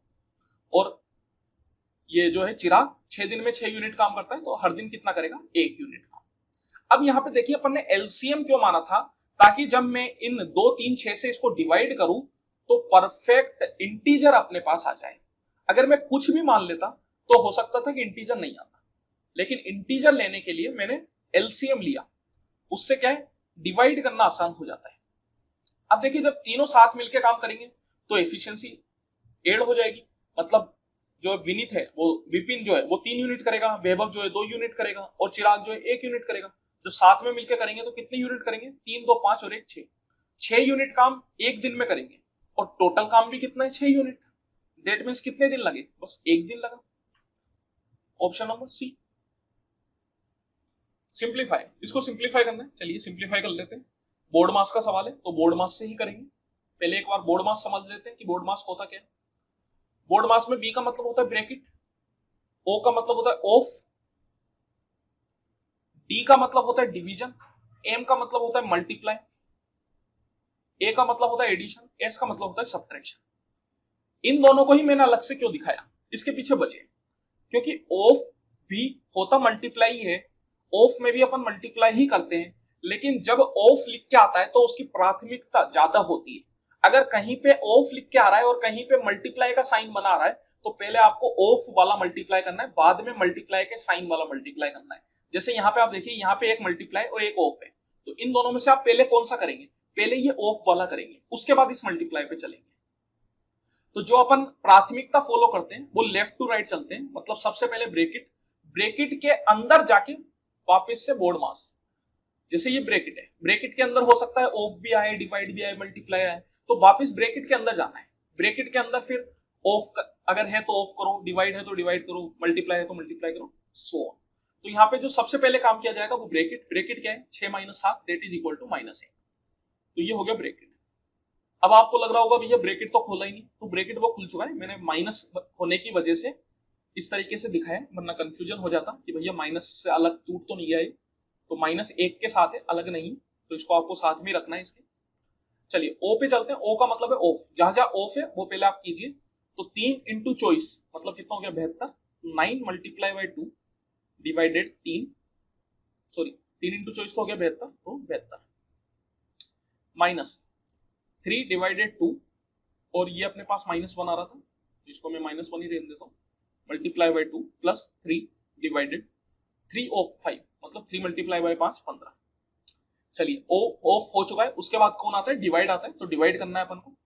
तो यहाँ पे देखिए इसको मैं 9 इंटू 2 डिवाइड बाई 72 लिख सकता हूँ, तो 9 से 8 बार में और 2 से 4 बार में, तो ये आ गया 1/4 माइनस, इसको मैं लिख सकता हूँ 3 डिवाइडेड बाई 2 मल्टीप्लाई में -1 मल्टीप्लाई में 2। अब जैसे अपन नॉर्मल तरीके से कैंसिल आउट करते हैं वैसे कर दीजिए, 2 से 2 कैंसिल आउट कर दीजिए, प्लस 3/15 दैट मीन्स कितना हो गया 1/5। तो देखिए ये तो हो गया 1/4, -3 इंटू -1 प्लस 3 प्लस 1/5, 5 को 20 एलसीएम आ जाएगा, 4 का 5 बार में, 20 दिए 60, 5 का 4 बार में, that means 69/20, option number C. Julie and Soma start from the same point and walk in opposite directions, विपरीत दिशा में वो चल रही है। Julie walks 4 kilometre per hour faster than Soma, Julie की जो स्पीड है वो सोमा की तुलना में 4 किलोमीटर ज्यादा है।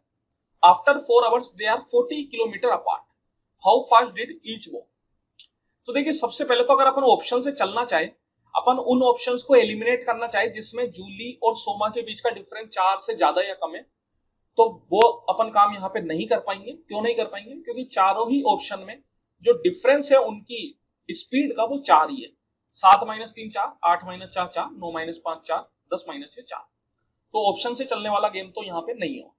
चलिए देखिए 4 घंटे में 40 किलोमीटर की दूरी तय कर रहे हैं, तो टाइम तो है, स्पीड कितनी होगी, स्पीड इक्वल टू होता है डिस्टेंस अपॉन टाइम, डिस्टेंस है 40, टाइम है 4। अब अपोजिट डायरेक्शन में चल रहे हैं तो स्पीड जो होती है रिलेटिव स्पीड वो क्या हो जाती है s1 प्लस s2, जब कभी भी अपोजिट डायरेक्शन में चलते हैं तो relative speed s1 plus s2 हो जाती है, और अगर सेम डायरेक्शन में चलते हैं तो relative speed s1 minus s2 हो जाती है। अपोजिट डायरेक्शन में चल रहे हैं तो s की जगह मैं क्या लिखूंगा s1 plus s2, that is equal to 40/4 मतलब 10 किलोमीटर पर आवर। तो बस अब अपन को कुछ भी नहीं करना, अपन को वो ऑप्शन निकालना है जिसमें इन दोनों की स्पीड का सम 10 के बराबर हो। तो यहाँ पे 7 + 3 10, पहला ही ऑप्शन है जिसमें दोनों की स्पीड का सम 10 है। बाकी कोई भी ऑप्शन अगर आप देखेंगे तो उसमें 10 से ज्यादा है, 8 + 4 12, 9 + 5 14, 10 + 6 16, that means option number A. तो जूली की 7 हो जाएगी और सोमा की 4 हो जाएगी। What will be the area of plot of quadrilateral shape one of whose diagonal is 20 metre. चलिए क्वाड्रिलेटरल है, क्वाड्रिलेटरल है तो कैसा भी बना लेते हैं, कोई दिक्कत वाली बात नहीं। क्वाड्रिलेटरल बना लिया मैं, मान लेना इसका एक डायगोनल 20 मीटर का है, तो ये डायगोनल हो गया 20 मीटर का, and lengths of perpendicular from the opposite vertices on it are 12 और 18। तो अपोजिट वर्टिसेज कुछ ये है, तो एक परपेंडिकुलर तो इधर डाला और सेम तरीके से एक इधर डाला, मान लेते हैं यहां पे डाला। तो एक की तो लेंथ है 12 और एक की है 18। अपन से पूछ क्या रहा है, अपन से पूछ रहा है एरिया ऑफ प्लॉट जो कि क्वाड्रिलेटरल शेप का है, एरिया इसका पूछा जा रहा है। तो यहां पे अगर आप ध्यान से देखेंगे तो दो ट्राइंगल आपको बनते हुए दिख रहे हैं। अगर आप चाहे तो इनकी नेमिंग कर सकते हैं, जैसे कि ए बी सी डी। यहां पे अगर मैं देखूं तो एक तो ट्राइंगल ए बी डी और एक बन रहा है ट्राइंगल बी सी डी। दो ट्राइंगल बन रहे हैं, दोनों में बेस है और हाइट है, तो ट्राइंगल का एरिया आराम से निकाल सकते हैं, half into base into height, मतलब हाफ इंटू एबीडी में बेस क्या है 20 और हाइट क्या है 12। बीसीडी में अगर मैं बेस की बात करूं तो उसमें बेस तो 20 ही है लेकिन हाइट क्या है 18। तो पूरे का जो एरिया होगा वो इन दोनों ट्राइंगल के एरिया का सम हो जाएगा, दैट इज इक्वल टू कितना हो जाएगा, यहां से ये हो गया 120 प्लस ये हो गया 180, that is equal to 300 metre square. Out of two concentric circles the radius of outer circle is 6 centimetre. दो कॉन्सेंट्रिक सर्किल है, चलिए कॉन्सेंट्रिक सर्किल बना लेते हैं। तो ये तो हो गया एक बड़ा वाला सर्किल, इसके अंदर एक और अंदर छोटा सर्किल है। कॉन्सेंट्रिक सर्किल कहने का मतलब ये होता है कि ऐसे सर्किल जिनका सेंटर सेम है लेकिन रेडियस अलग अलग है। तो एक सर्किल बड़ा होगा, एक सर्किल छोटा होगा, और छोटा वाला जो है वो बड़े वाले के अंदर होगा, सेंटर जो है दोनों का सेम होगा। तो क्या बोल रहा है, रेडियस जो है बड़े वाले सर्किल की, दैट इज आउटर सर्किल, वो है 6 सेंटीमीटर के बराबर, और कोड PQ of the length 10 centimetre is a tangent to the inner circle. तो बड़े वाले सर्किल के लिए जो कोड है PQ वो छोटे वाले सर्किल के लिए टेंजेंट का काम कर रही है, दैट मींस कि कुछ इस तरीके से वो टच होते हुए जा रही हो। टेंजेंट जो होती है वो हमेशा सर्किल को टच करते हुए निकलती है, तो वो कुछ इस तरीके से निकलेगी, ये P ये Q। अपन से रेडियस पूछ रहा है अंदर वाले सर्किल की, तो ये जो कोड है इसकी लेंथ अपन को दे दी 10 सेंटीमीटर।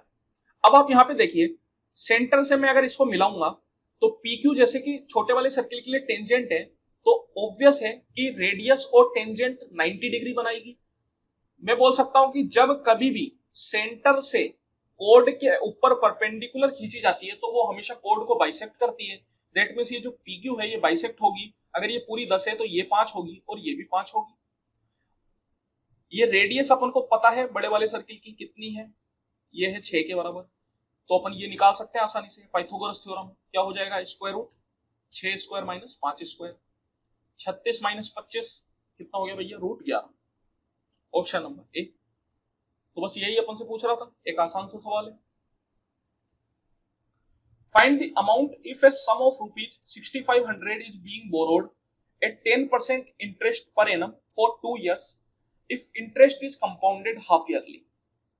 चलिए देखिए, अमाउंट आपसे पूछा जा रहा है, अगर प्रिंसिपल जो है वो 6,500 है और 10% इंटरेस्ट पर एनम के हिसाब से 2 साल पे हाफ ईयरली कंपाउंड किया गया है, तो अमाउंट क्या होगा ये पूछा जा रहा है। चलिए ठीक है, देखिए सबसे पहली बात तो इंटरेस्ट की जो रेट अपन को दे रखी है वो पर एनम दे रखी है, लेकिन कंपाउंड अपन से हाफ ईयरली करवा रहा है। तो अगर हाफ ईयरली कंपाउंड करा रहा है तो पर एनम की रेट नहीं चलेगी, रेट ऑफ इंटरेस्ट भी हाफ ईयरली ही होना चाहिए। तो 10% अगर 1 साल की है तो 6 महीने की क्या हो जाएगी, 10/2, दैट इज 5%। अब हाफ ईयरली करा रहा है लेकिन कितने टाइम के लिए, 2 साल के लिए। 2 साल में 6 महीने कितनी बार आते हैं, 4 बार आते हैं। तो मैं बोल सकता हूं कि एक तरीके से 4 बार कंपाउंड हुआ है। अगर 4 बार कंपाउंड हुआ है तो अपन 4 बार की total combined compound rate of interest निकाल लेते हैं, जिसको अपन निकाल सकते हैं आसानी से। सबसे पहले तो 2 साल की अगर निकाले तो उसका फॉर्मूला अपन जानते हैं, क्या होता है, 2x प्लस x²/100, ये होता है 2 साल के लिए। तो यहाँ पे x की वैल्यू 5 डालोगे तो 5 दूनी 10, ये हो गया 10.25। अब देखिए शुरुआत के 2 साल के लिए 10.25 हुआ, तो अगले 2 साल के लिए भी 10.25 होगा। तो शुरुआत के 2 के लिए 10.25 और तीसरे और चौथे के लिए भी 10.25। तो फिर से इसी फॉर्मूले में आप अगर 10.25 डाल दोगे x की जगह तो आपको 4 बार का मिल जाएगा, 4 बार का टोटल कंबाइंड इंटरेस्ट मिल जाएगा। तो 2 × 10.25 प्लस 10.25 का होल स्क्वायर, जिसको इस तरीके से मैं लिख देता हूं, डिवाइड बाय 100 इक्वल तो ये तो हो गया 20.5 प्लस ये कितना आ गया 10.25 इंटू 10.25 बटा 100। चलिए कर लीजिए, कोई दिक्कत नहीं, थोड़ा कैलकुलेशन है लेकिन क्या कर सकते हैं, है तो है। तो चलिए कितना हो जाएगा ये, इसको अपन अप्रोक्स में भी चाहे तो निकाल सकते हैं, पूरा निकालने की जरूरत नहीं है क्योंकि ये जो है वो छोटा नंबर आएगा। जैसे कि अगर मैं, चलिए पूरा ही निकाल लेते हैं, 10.25 इंटू 10.25, इसको आप चाहो तो 10 प्लस 0.25 का होल स्क्वायर लिख के कर सकते हो, दैट इज 100 प्लस 25 का स्क्वायर 625 मतलब 0.0625 प्लस 10 दूनी 20, 20 इंटू 0.25 अगर करते हैं तो 5 आ जाता है। तो ये कितना आ गया, ये आ गया 105.0625 और डिवाइड बाय 100 जब अपन करेंगे तो ये आ जाएगा 1.05। यहीं तक ही मैं रहने देता हूं, पूरा निकालने की जरूरत नहीं। 21.55, तो 4 बार का जो है 5% के हिसाब से 21.55 हो जाता है। दैट मीन्स अपन कह सकते हैं कि अगर प्रिंसिपल 100% है और इंटरेस्ट 21.55% मिल रहा है तो अमाउंट क्या हो जाएगा, अमाउंट हो जाएगा 121.55%, कितने का, 6500 का। तो 6500 का 121.55% अपन से पूछा जा रहा है। चलिए निकाल लीजिए, सबसे पहले तो ये कैंसिल आउट हो गया। तो अब आप यहाँ पे क्या कर सकते हैं, एक तो या तो चाहो तो अप्रोक्स निकाल सकते हैं, नहीं तो पूरा भी कर सकते हैं। 65 इंटू 5 क्या होता है 325, 32 कैरी चला गया, फिर से 325 प्लस 32 कितना हो जाता है 357, 35 कैरी चला गया, 65 प्लस 35, 65 का एक बार में 65, 65 plus 35 that is equal to कितना 100, तो 10 कैरी चला जाएगा। 10 कैरी अगर जाएगा तो 65 का दो बार में 130 दैट इज 140, 14 कैरी चला गया, 65 प्लस 14 मतलब कितना हो गया 79, दैट मीन्स 7900.75। तो यहाँ पे अगर इंटीग्रल वैल्यू अपन को लेनी है तो कितनी हो जाएगी 7900, तो अमाउंट कितना हो गया 7900। Two metallic balls PQ, P and Q are such that the diameter of P is 4 times the diameter of Q. P का जो डायमीटर है वो Q के डायमीटर के 4 गुना है। अपन को इनके वॉल्यूम का रेशियो बताना है, तो फिर से अपन क्या करते हैं, रेडियस अलग अलग मान लेते हैं। देखिए अगर डायमीटर 4 गुना है तो रेडियस भी 4 गुना होगी, क्योंकि जिस हिसाब से डायमीटर बढ़ता है उसी हिसाब से रेडियस बढ़ती है, जिस हिसाब से डायमीटर घटता है उसी हिसाब से रेडियस घटती है। अगर डायमीटर को 4 गुना बोला जा रहा है तो रेडियस भी 4 गुना होती है, जितने गुना डायमीटर होगा उतने ही गुना रेडियस हो जाएगी। तो अगर यहाँ पे अपन क्या बोल सकते हैं, यहाँ पे अपन सीधा सीधा बोल सकते हैं कि भैया radius of P equal to 4 times radius of Q. अब वॉल्यूम का रेशियो अपन से पूछा जा रहा है, तो देखिए यहाँ पे दोनों बॉल्स कैसी है, स्फेयर है, बॉल हमेशा स्फेयर होती है, तो स्फेयर के वॉल्यूम का जो रेशियो होता है वो उनकी रेडियस के ऊपर डिपेंड करता है। मैं बोल सकता हूं कि R P Q divide by R Q Q, तो आरपी बटा आर क्यू, आरपी बटा आर क्यू अगर आप यहां से देखेंगे तो कितना आ जाएगा आपके पास, ये आ जाएगा 4/1, 4/1, तो यहाँ कितना आ गया 4/1 का होल क्यूब दैट इज 64:1, 4 का क्यूब 64, 1 का cube 1, 64:1। What is the approximate percentage of the 10th grade boys of Portland High School who are not enrolled in science? Not enrolled, सबसे पहले तो not enrolled ये वाला है, तो अपन से पूछ रहा है कि 10th ग्रेड बॉयज का कितना परसेंटेज होगा नॉट एनरोल्ड वालों का। तो देखिए नॉट एनरोल्ड, सबसे पहले तो बॉयज की बात की जा रही है, तो इसमें गर्ल्स को अपन कंबाइन नहीं करेंगे, केवल बॉयज की बात की जा रही है, बॉयज में ही परसेंटेज अपन से पूछा जा रहा है। तो नॉट एनरोल्ड कितने हुए, 20 हुए हैं, और टोटल बॉयज कितने हैं, 20 plus 25 45, that means 20/45 into 100%। Solve कर लीजिए, 5 से काट लीजिए 4 बार में, 5 से 9 बार में, तो देखिए ये 4/9 है, मतलब अगर 10 होता तो 40% होता, 9 है तो 40 से थोड़ा ज्यादा होगा, मतलब मैं बोल सकता हूं 44.44%। With respect to which of the following combination is the sales of vehicles lowest over the given period? तो कौन से कॉम्बिनेशन का जो सेल है व्हीकल का वो सबसे कम होगा। चलिए तो देखिए सबसे पहले तो चार ऑप्शन अपन को दे रखे हैं, 14, 15, 11, 10। मतलब इन चारों पे अपन को देखना है, बाकी दो को आप हटा सकते हो। ये टोटल 6 साल है, तो केवल इन 4 साल पे देखो, 2010, 2011, 2014 और 2015। 12 और 13 का कोई काम नहीं है, इनके ऊपर ध्यान नहीं देंगे, केवल इन 4 साल की बात करेंगे। तो लोएस्ट अपन को बताना है, मतलब ये जो चारों मैन्युफैक्चरिंग कंपनीज हैं, इन चारों का टोटल करके लोएस्ट किसमें है।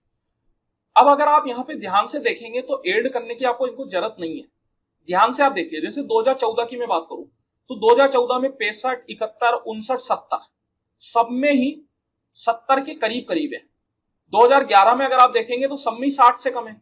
इसका मतलब इतना तो पक्का है कि 2014 तो नहीं हो सकता भैया, क्योंकि 2014 से कम तो 2011 में होगा ही होगा। 2011 में अगर मैं देखूंगा तो सबका 60 से कम है, और 2014 में अगर मैं देखूंगा तो सबका 60 से ज्यादा है। इसका मतलब टोटल जब अपन करेंगे तो जो 2014 का 2011 से तो ज्यादा आना ही है। इसी तरीके से 2015 और 2011 का अगर देखें तो देखिए 2015 में बस एक में 60 से कम है, बाकी सब में 60 से ज्यादा है। लेकिन 2011 में सब में ही 60 से कम है, तो मैं बोल सकता हूं कि 2015 का भी सबसे कम तो नहीं हो पाएगा। अब तो 2011 और 2010 ही बचा, इसमें कंपेयर करें। इसमें अगर कंपेयर करोगे तो इसमें देखो थोड़ा सा आप आइडिया लगा सकते हो, जैसे यहाँ पे 63 है, यहाँ पे 57 है। इसका मतलब 2010 में कितना ज्यादा है, 6 ज्यादा है। फिर इधर 61 है, इधर 58 है, डिफरेंस कितना, 3। तो अब 2010 में कितना ज्यादा हो गया, 9 ज्यादा हो गया। 6 तो डी में था और 3 सी में, तो टोटल कितना हो गया, 9 ज्यादा हो गया। लेकिन इधर 54 है, इधर 59 है। दैट मीन 2011 में कितना, 5।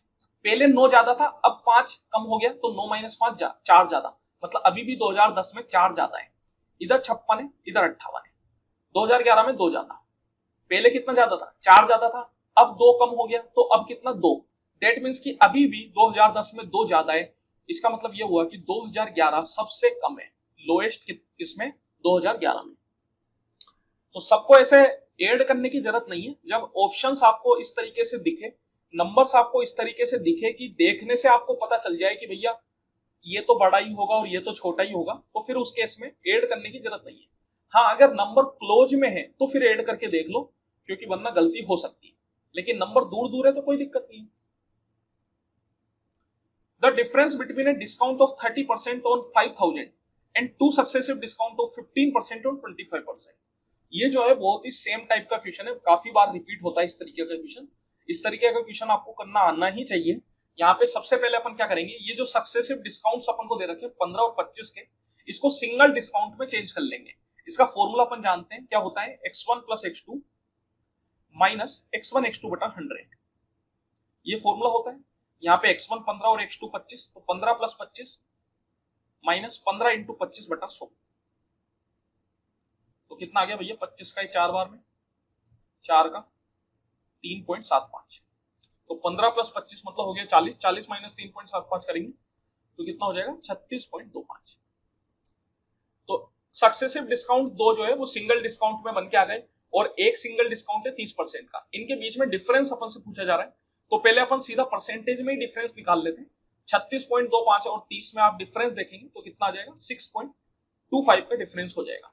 6.25% किसका, 5000 का। तो आपसे एक तरीके से 6.25% की वैल्यू पूछ रहा है 5000 की। तो 2 0 गया, ये कितना हो गया, 5 पंजे 25 की 5, 2 कैरी चला गया, 1 कैरी चला गया, that means 312.5। Option number a person sold 2 cars for ₹60,000 each. On one he gained 20%, while on the other he lost 20%. Find the percentage of his gain or loss. देखिए 2 कार बेची उसने, दोनों car 60-60 हजार पे बेची। एक कार पे उसको 20% का फायदा हुआ, एक पे उसको 20% का नुकसान हुआ। तो ओवरऑल कितना परसेंटेज का फायदा या नुकसान हुआ, ये अपन से पूछा जा रहा है। तो देखिए जब कभी भी इस तरीके का सवाल है, डायरेक्ट आप करिए, कुछ भी नहीं सोचना आपको। एक पे 20% का फायदा हुआ, दैट मीन्स प्लस 20%। एक पे 20% का नुकसान हुआ, मतलब माइनस 20%। Plus 20 minus 20 bye 100। तो देखिए जब कभी भी सेम परसेंटेज का फायदा और सेम परसेंटेज का नुकसान होता है, तो इसका मतलब है कि ओवरऑल उसको नुकसान ही हुआ है। क्योंकि यहाँ पे अगर आप देखेंगे तो ये आपस में कैंसिल आउट हो जाएंगे, प्लस इंटू माइनस माइनस आ जाएगा, तो ये कितना आ जाएगा आपके पास, 20 इंटू 20 400, 400 बटा 100 4, तो -4%। दैट मीन्स ये हुआ कि 4% का नुकसान हुआ है।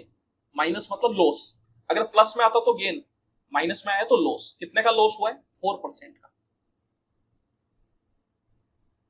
Which of the following ratios is the greatest? कौन सा रेशियो सबसे बड़ा, ये अपन से पूछा जा रहा है। तो रेशियो अगर बताना है आपको सबसे बड़ा, तो इसको क्या करिए, फ्रैक्शन में चेंज कर लीजिए। दैट मीन्स इसको लिख सकते हैं 7/10, इसको लिख सकते हैं 1/3, इसको लिख सकते हैं 5/6, इसको लिख सकते हैं 2/5। तो देखिए दो तरीके हैं, दो क्या तीन तरीके हैं। एक तो नॉर्मल डिवाइड करके देख लो, डिसिमल में वैल्यू निकाल लो और सोल्व कर लो। दूसरा, इनका डेन्यूमिनेटर सेम करके फ्रैक्शन से पता कर लो। तीसरा तीसरा तरीका, इनका डिफरेंस लेके कर लो। दैट मीन्स कि 7 और 10 का डिफरेंस कितना? 3।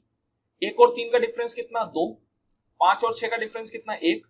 2 और 5 का डिफरेंस कितना? 3। यहां पे जो 3 2 1 3 आया, इसका एलसीएम लो, एलसीएम कितना आएगा? 6 आएगा। तो यहां पे देखिए 6 आएगा। 3 का कितनी बार में होता है? 6 2 बार में, तो 7 का 2 बार में कर दो 14। 2 का कितनी बार में 6 होता है? 3 बार में, तो 3 इंटू 1 कर दो, मतलब न्यूमरेटर से अपन को मल्टीप्लाई करना है। 1 का 6 बार में कितना? 1 का 6 कितनी बार में 6 होता है? मतलब 1 का कितनी बार में 6 होता है? तो 6 बार में होता है, तो 6 पंजे 30। और 3 का 6 कितनी बार में होता है? 2 बार में होता है, तो 2 दूनी 4। अब यहाँ पे जो सबसे बड़ा नंबर है वही आपका एक तरीके से ग्रेटेस्ट है, जो सबसे छोटा नंबर है वही आपका स्मॉलेस्ट है। तो सबसे बड़ा नंबर कौन सा है? 30। दैट मीन्स कि 5:6 ये आपका सबसे बड़ा है। बस हो गया काम। तो यहाँ पे देखिए ये जो मैंने तरीका बताया, ये जब नंबर्स इस तरीके से होते हैं कि उनको डिवाइड करना उतना आसान नहीं होता, तब अपन इस तरीके को फॉलो करते हैं मेनली। यहाँ पे तो नंबर को डिवाइड करना काफी आसान था। अगर मैं डिवाइड करने की बात करूं तो ये देखिए 0.7 है, 1/3 का मतलब 0.33 होता है, 5/6 का मतलब आप आसानी से निकाल सकते हैं, 6 का 8 बार में 48, तो लगभग 0.83 हो जाता है। 2/5 का मतलब 0.4 होता है। तो यहाँ पे तो देखिए डिवाइड करना काफी आसान था, तो आप बिना इस तरीके से नॉर्मल तरीके से भी कर सकते थे डिवाइड करके। ऐसे भी अपन को पता चल रहा है जो सबसे बड़ा कौन सा है, 0.83, दैट इज 5:6। लेकिन जब नंबर्स ऐसे होते हैं कि डिवाइड करना उतना आसान नहीं होता, मतलब बड़े नंबर होते हैं जैसे 19, 25, 23, इस तरीके से जब नंबर बढ़े जाते हैं तो फिर उनको डिवाइड करना थोड़ा मुश्किल हो जाता है। तो उस केस में फिर अपन इस तरीके से डिफरेंस निकाल के, न्यूमरेटर और डिफरेंस डेन्यूमिनेटर का डिफरेंस निकाल के उनका एलसीएम लेके सोल्व कर लेते हैं। ठीक है, चलिए। Robert takes twice as much time as Tom and thrice as much time as George to complete a work. Robert जो है वो टॉम का 2 गुना और जॉर्ज का 3 गुना समय लेता है। If working together they can complete it in 23 hours, then find the time that Tom will take to complete the work. देखिए एक बात ध्यान रखिए, एफिशिएंसी जो होती है वो टाइम का रेसिप्रोकल होती है। मतलब जितना ज्यादा टाइम लगता है उतनी ही कम एफिशिएंसी होती है, और जितना कम टाइम लगता है उतनी ही ज्यादा एफिशिएंसी होती है। अगर मैं बोलूं कि रोबोट जो है टॉम का दुगना टाइम ले रहा है, इसका मतलब यह हुआ कि रोबोट की जो एफिशिएंसी है वो टॉम के मुकाबले आधी हो गई। तो अगर जैसे मैं यहां नंबर मान लेता हूं, मैं मान लिया कि टॉम की एफिशिएंसी 6 की है, तो रोबोट की एफिशिएंसी कितनी की हो जाएगी? क्योंकि रोबोट जो है टॉम का डबल टाइम ले रहा है, तो रोबोट की एफिशिएंसी टॉम की आधी हो जाएगी, तो 6/2 मतलब 3 की हो जाएगी। इसी तरीके से जॉर्ज की एफिशिएंसी क्या हो जाएगी? तो अब आप देखिए रोबोट जो है वो जॉर्ज का 3 गुना टाइम ले रहा था, इसका मतलब यह हुआ कि रोबोट की एफिशिएंसी जॉर्ज के मुकाबले 1/3 हो जाएगी। तो जॉर्ज की एफिशिएंसी रोबोट के मुकाबले कितनी हो जाएगी? 3 टाइम्स हो जाएगी। अगर रोबोट की एफिशिएंसी 3 है तो जॉर्ज की कितनी हो जाएगी? 3 इंटू 3 9। ये हो गई इनकी एफिशिएंसी। इसको आप चाहो तो और छोटा भी कर सकते हो, क्योंकि यहाँ पे एलसीएम मतलब रेशियो ले सकते हो। रेशियो अगर जैसे मैं 3 से काटना चाहूँ 2 बार में, 1 बार में, 3 बार में, तो ये हो गया इनकी एफिशिएंसी का रेशियो 2:1:3। बोला जा रहा है कि तीनों साथ में मिलके 23 घंटे में काम कर देते हैं। तो टोटल वर्क कितना हो जाएगा? Total work equal to time into efficiency. Efficiency कितनी है? 2 + 1 3, 3 + 3 6, इंटू टाइम। टाइम कितना? 23 आवर्स। तो ये हो गया टोटल वर्क। अपन से पूछ रहा है कि अगर टॉम अकेला काम करता तो कितने टाइम में कर देता? टॉम की एफिशिएंसी कितनी? 2 की, तो 6 इंटू 23 यूनिट काम उसको करना है हर दिन। वो हर दिन नहीं, हर घंटे वो 2 यूनिट काम करता है, क्योंकि यहाँ पे जो डेटा है वो आवर्स में दैट मीन्स कि हर घंटे वो 2 यूनिट काम करता है, तो पूरा काम कितने टाइम में कर देगा? 2 से 3 बार में। 3 इंटू 23 मतलब 69। तो जो टॉम है वो पूरा काम 69 आवर्स में कर देगा। What will be the list number which when doubled will be exactly double by 12 divisible by 12, 14, 16 और 18। तो देखिए यहाँ पे फिर से अपन ऑप्शन से जा सकते हैं, लेकिन एक बात का ध्यान रखना है, बोला जा रहा है कि वो सबसे छोटा नंबर कौन सा होगा जो डबल करने पे इन सबसे कैंसिल आउट हो जाए। डबल करने पे मतलब ऑप्शंस को डिवाइड करने मत बैठ जाना, बोला जा रहा है कि इन नंबर्स को डबल करने पे डिवाइड होना चाहिए। तो पहले अपन को क्या करना है? इन नंबर्स को डबल करना है। डबल अगर आप करोगे तो 636 का डबल कितना हो जाता है? 1272। 226 का डबल कितना हो जाता है? 452। 428 का डबल कितना हो जाता है? 856। और 504 का डबल कितना हो जाता है? 1008। अब आपको क्या करना है? ये जो नंबर्स आए इनको 12, 14, 16 और 18 से डिवाइड करके देखना है। लेकिन पूरा पूरा डिवाइड करने की जरूरत नहीं है। अपन इनमें क्या करेंगे, जैसे कि अपन जानते हैं कि भैया 12 है, अगर 12 से कोई नंबर डिवाइड हो रहा है तो 3 इंटू 4 मतलब 3 से भी डिवाइड होगा और 4 से भी डिवाइड होगा। इसी तरीके से 14 है, 14 से अगर कोई नंबर डिवाइड हो रहा है तो 7 से भी होगा और 2 से भी होगा। तो इस तरीके से अपन चेक करेंगे। सबसे छोटी चीज क्या होती है? सबसे छोटी चीज होती है 2 या 3। 2 में तो बहुत आसान होता है, लास्ट की यूनिट डिजिट इवन होनी चाहिए जो कि सम में, तो वो चीज तो गई। इसके बाद क्या छोटी चीज है? 3। तो चलिए चेक करते हैं सबसे पहले कि 3 से कौन कौन कैंसिल आउट होता है। 1 और 8 9, तो 3 से होगा। 5 6 11, 11 प्लस 8 19। 19 क्या 3 से डिवाइड होगा? नहीं होगा। दैट मीन्स अगर ये 3 से डिवाइड नहीं होगा तो ये 12 से कहां से होगा? तो इसको हटा दो, ये नहीं हो सकता। 5 और 2 7, 7 और 4 11। क्या 11 3 से डिवाइड होता है? नहीं होता। अगर ये 3 से नहीं होता तो ये 12 से कहां से होगा? हटा दो। 1 और 2 3, 3 और 7 10, 10 और 2 12। 12 3 से डिवाइड होता है। दैट मीन्स ये ऑप्शन हो सकता है। चलिए कोई और तरीका देखते हैं। अब अपने पास 2 ऑप्शन रह गए, 2 ऑप्शन हट गए। ऑप्शन एलिमिनेशन का गेम कर रहे हैं अपन एक तरीके से। मैंने बोला 14, 14 है तो 7 और 2 दोनों से मल्टीप्लाई उसको होना पड़ेगा। या आप ऐसा भी बोल सकते हो कि अगर 18 है तो इसका मतलब 18 को मैं 9 इंटू 2 लिख सकता हूं। इसका मतलब उसको 9 से भी डिवाइड होना पड़ेगा। अब देखिए मैंने जब 12 की बात की थी तो 3 से चेक किया था। ऐसा जरूरी नहीं है कि जो नंबर 3 से हो रहा है वो 9 से हो ही जाएगा, ऐसा कोई जरूरी तो नहीं है। क्योंकि 9 का डिविजिबिलिटी रूल क्या है कि सम ऑफ डिजिट्स डिवाइडेड बाय 9। देखिए जो नंबर 9 से डिवाइड हो रहा है वो तो पक्के तौर पे 3 से होगा ही, लेकिन जो 3 से हो रहा है वो पक्के तौर पे 9 से हो ऐसा नहीं कह सकते। तो अपन ने 3 से चेक किया था, एक बार 9 से भी चेक कर लेते हैं। 1 और 8 9 हो रहा है ये, तो इधर चेक करो तो 1 और 2 3, 3 7 10, 10 और 2 12। क्या 12 9 से डिवाइड होता है? नहीं होता ना भैया, तो ये आंसर नहीं हो सकता। एकमात्र ऑप्शन बचा, यही आंसर होगा। बस पैसा हजम, खेल खत्म, खेल खत्म, पैसा हजम। चलिए आगे चलते हैं। The curved surface area of a solid cylinder of height 15 cm is 660. What is the volume? चलिए कर्व्ड सरफेस एरिया क्या होता है सिलेंडर का? 2 पाई आर एच। पाई को 22/7 ले लेते हैं। रेडियस अपन को यहाँ पे फाइंड आउट करनी है, हाइट 15 सेंटीमीटर है, ये इक्वल टू दे रखा है 660 का। तो 22 का तो ये कितनी बार में कट गया? 30 बार में। 15 दूनी 30 होता है, तो 30 का 30 बार में। तो रेडियस कितनी आ गई? 7 के बराबर। वॉल्यूम अपन से पूछा जा रहा है। वॉल्यूम क्या होता है सॉलिड सिलेंडर का? पाई आर स्क्वायर एच, मतलब 22/7 इंटू 7 इंटू 7 इंटू 15। 7 से 7 गया, 22 इंटू 15, तो ये कितना हो गया? 22 इंटू 15 इंटू 7 मतलब 105। तो 22 पंजे 110, 11 कैरी तो 1, 1 कैरी मतलब 23, 2310। Option number D. A sum amounts to rupees 7656 in 4 years and to rupees 8120 in 5 years at a certain simple interest rate % per annum, the rate of interest। देखिए एक सम है जो 4 साल में 7656 बन गया और 5 साल में 8120 बन गया। तो रेट ऑफ इंटरेस्ट अपन से पूछा जा रहा है। सिंपल इंटरेस्ट जब भी आए तो खुश हो जाना चाहिए क्योंकि क्वेश्चन आसान है। कंपाउंड इंटरेस्ट जब आता है तो थोड़ा सोचना पड़ता है, लेकिन सिंपल इंटरेस्ट में तो सोचने वाली कोई बात ही नहीं होती। सिंपल इंटरेस्ट तो आसान सी चीज होती है, अपन को कुछ नहीं करना। 4 साल का अमाउंट दे रखा है।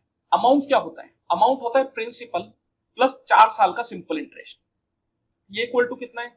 7656। और 5 साल का अमाउंट मतलब प्रिंसिपल प्लस 5 साल का सिंपल इंटरेस्ट, ये कितना है? ये है 8120। अगर मैं इन दोनों इक्वेशंस को सब्ट्रैक्ट करूं तो पी से तो पी कट जाएगा, 5 एसआई में से 4 एसआई गया तो 1 एसआई बच गया, इक्वल टू 8120 में से 7656 अगर आप घटाएंगे तो कितना बचेगा, 10 में 6 गया 4, 11 में से 5 गया 6, और 80 में से 76 गया तो 4। दैट मीन्स कि एक साल का सिंपल इंटरेस्ट 464 रुपए मिलता है। रेट ऑफ इंटरेस्ट निकालने के लिए अपन जानते हैं कि 1 साल का simple interest divide by principal into 100%, ये फॉर्मूला होता है। लेकिन सिंपल इंटरेस्ट तो मिल गया, प्रिंसिपल निकालना पड़ेगा। तो प्रिंसिपल निकालने के लिए क्या करें, कोई भी दोनों इक्वेशन में कोई भी इक्वेशन में वैल्यू पुट कर दो एसआई की। तो यहां से p प्लस 4 इंटू 464 कितना हो जाएगा, 4 चौकू 16 की 6, एक कैरी चला गया 25, 2 कैरी चला गया 16 और 2 17, नहीं 18, इक्वल टू कितना हो गया 7656। तो प्रिंसिपल यहां से आ जाएगा 7656 माइनस 1856, 6 में 6 गया 0, 5 में 5 गया 0, 16 में से 8 गया 8, 6 में से 1 गया 5, 5800। तो प्रिंसिपल आ गया अपने पास 5800 के बराबर। तो यहां से क्या हो गया 464 divide by 5800 multiply by 100%, 2 zero 2 zero गया, कैंसिल आउट कर दो। मेरे हिसाब से 58 का देखो पूरा पूरा चल जाएगा, ये 58 का 8 बार में होता है, 50 का 8 बार में 400, 8 का 8 बार में 64, तो 58 का 8 बार में 464, दैट मीन्स 8%। तो आसान चीज हो जाती है। A train of length 180 meters take 40 seconds to cross a tunnel of length 500 meter. What is the speed of the train? देखिए जब कभी भी ट्रेन टनल से गुजर रही है और अपन से ये पूछा जा रहा है कि टनल जो है ट्रेन कितनी देर में क्रॉस कर लेगी, तो इसका नॉर्मल सा फॉर्मूला होता है length of train that is L1 plus length of tunnel that is L2 divide by speed of train that is S1 equal to time. क्योंकि टनल की खुद की कोई स्पीड नहीं होती, टनल एक जगह रुकी रहती है, इस वजह से यहाँ पे केवल और केवल ट्रेन की स्पीड आएगी दैट इज S1।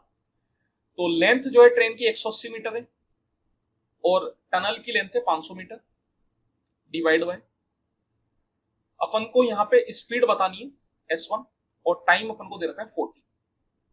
तो यहां से S1 आप निकाल लीजिए, S1 कितना आ जाएगा आपके पास, ये 0 से तो 0 गया, 18 प्लस 50 दैट इज कितना हो गया भैया, 18 प्लस 50 मतलब 68/4। अब लेकिन ये जो 68/4 आया ये मीटर पर सेकंड में आया है, क्योंकि जो लेंथ थी वो मीटर में थी और टाइम थी जो सेकंड में था, तो मीटर पर सेकंड में आया। लेकिन आपसे किलोमीटर पर आवर में पूछ रहा है, तो किलोमीटर पर आवर में पूछ रहा है तो क्या करेंगे अपन, मीटर पर सेकंड को किलोमीटर पर आवर में बदलने के लिए 18/5 से अपन मल्टीप्लाई कर देते हैं।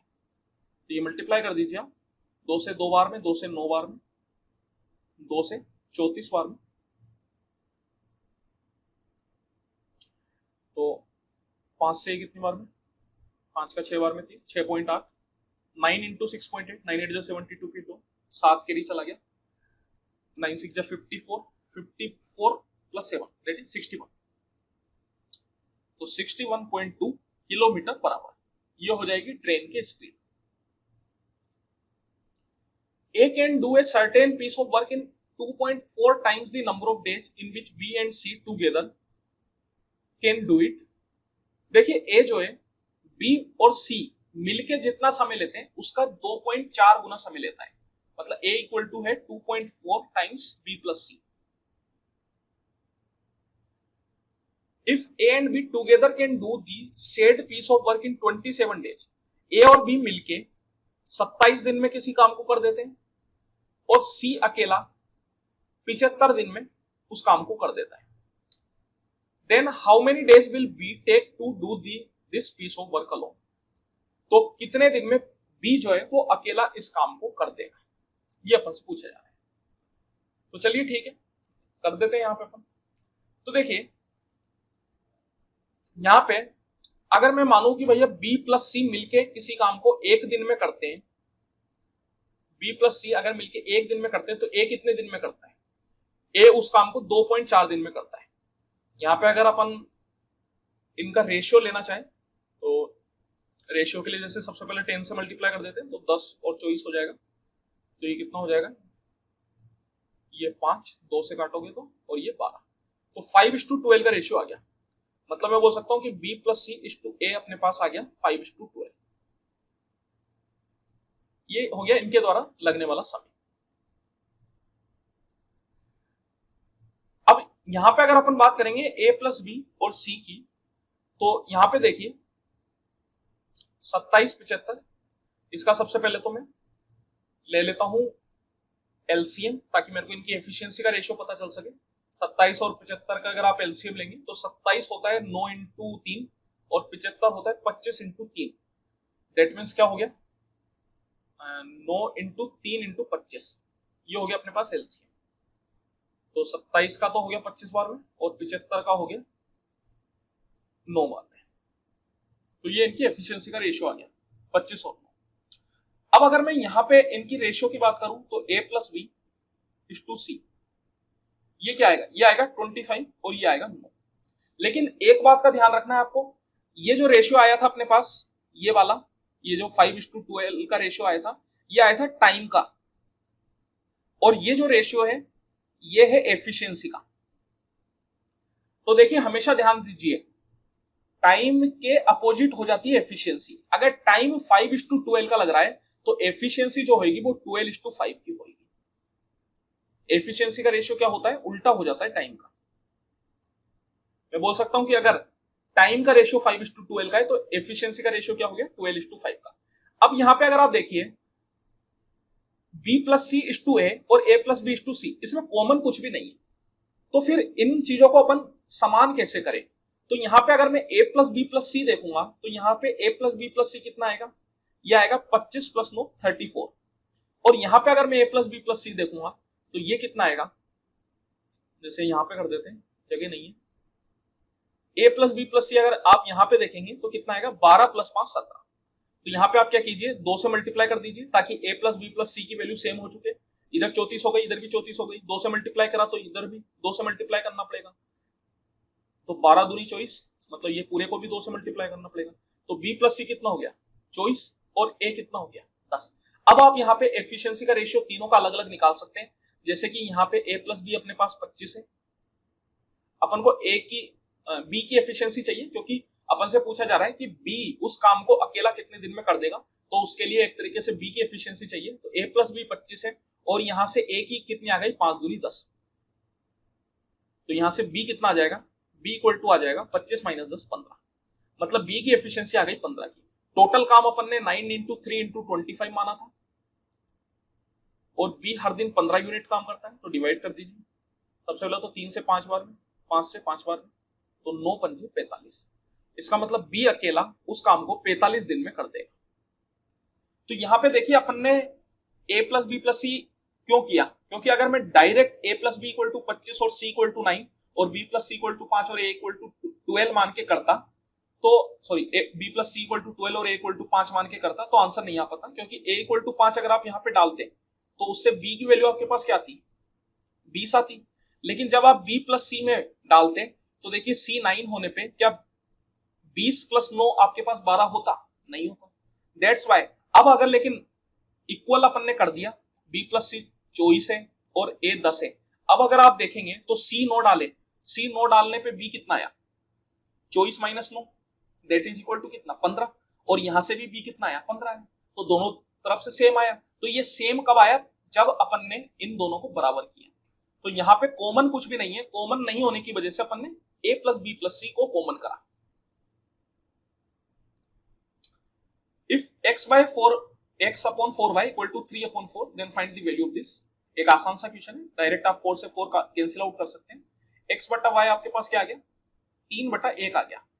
अब अगर आप यहाँ पे ध्यान से देखेंगे, आपसे पूछ रहा है 2x plus 3y upon x minus 2y, ऊपर नीचे जो पावर है वो 1 1 है, यहाँ भी xy की पावर 1 है, यहाँ भी xy की पावर 1 है, तो आप डायरेक्ट x की वैल्यू 3 और y की वैल्यू 1 डाल सकते हैं। तो 2 इंटू 3 प्लस 3 इंटू 3 बटा 3 माइनस 2 इंटू 1, तो 3 दूनी 6 और 9 15, 15 बटा 3 माइनस 2 1, सॉरी कुछ गड़बड़ हुई है,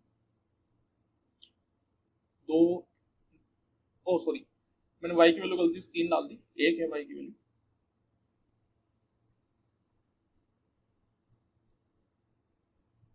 तो 3 दूनी 6 और 3 9 और 3 माइनस 2 1, तो कितना गया 9। अगर देखिए यहाँ पे अगर मैं कांस्टेंट लगा देता तो फिर अपन ये काम नहीं कर सकते। जैसे मैं अगर 2x plus 3y plus 5 divide by x minus 2y plus 5 कर देता। इस तरीके का अगर मैं काम कर देता तो फिर अपन x3 और y1 नहीं डाल सकते थे। फिर अगर आप डालते हो तो आपका काम गलत हो जाता।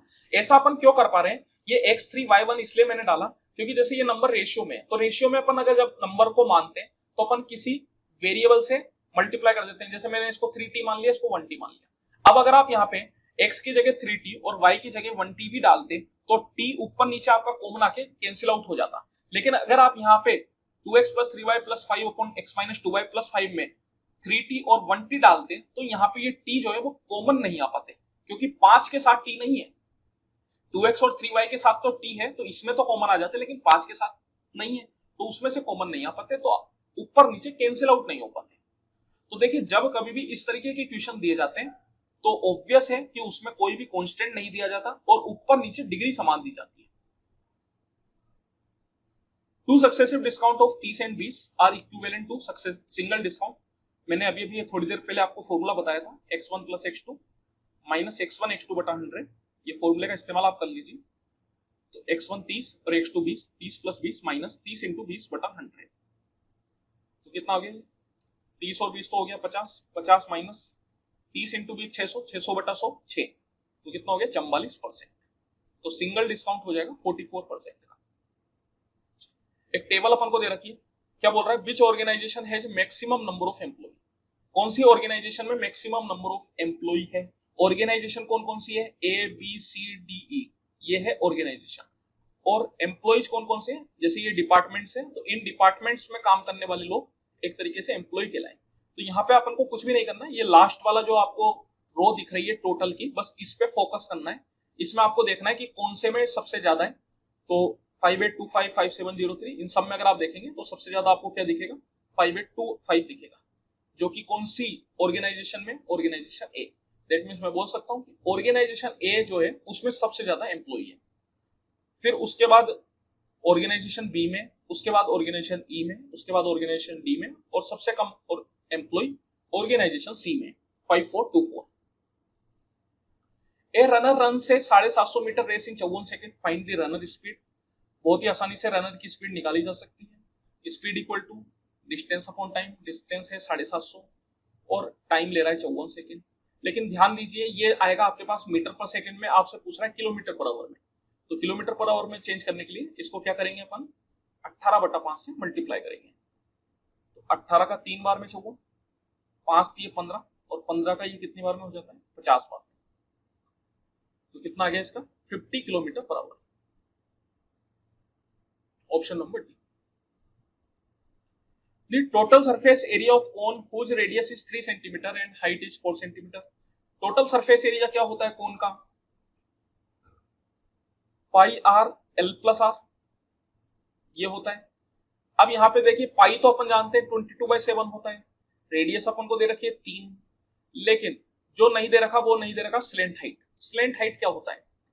तो अपन जानते हैं कि जब कभी भी कोन बनाते हैं तो उसमें ये होती है हाइट, ये होती है रेडियस, और ये होती है स्लेंट हाइट। ये 90 डिग्री पे बनता है।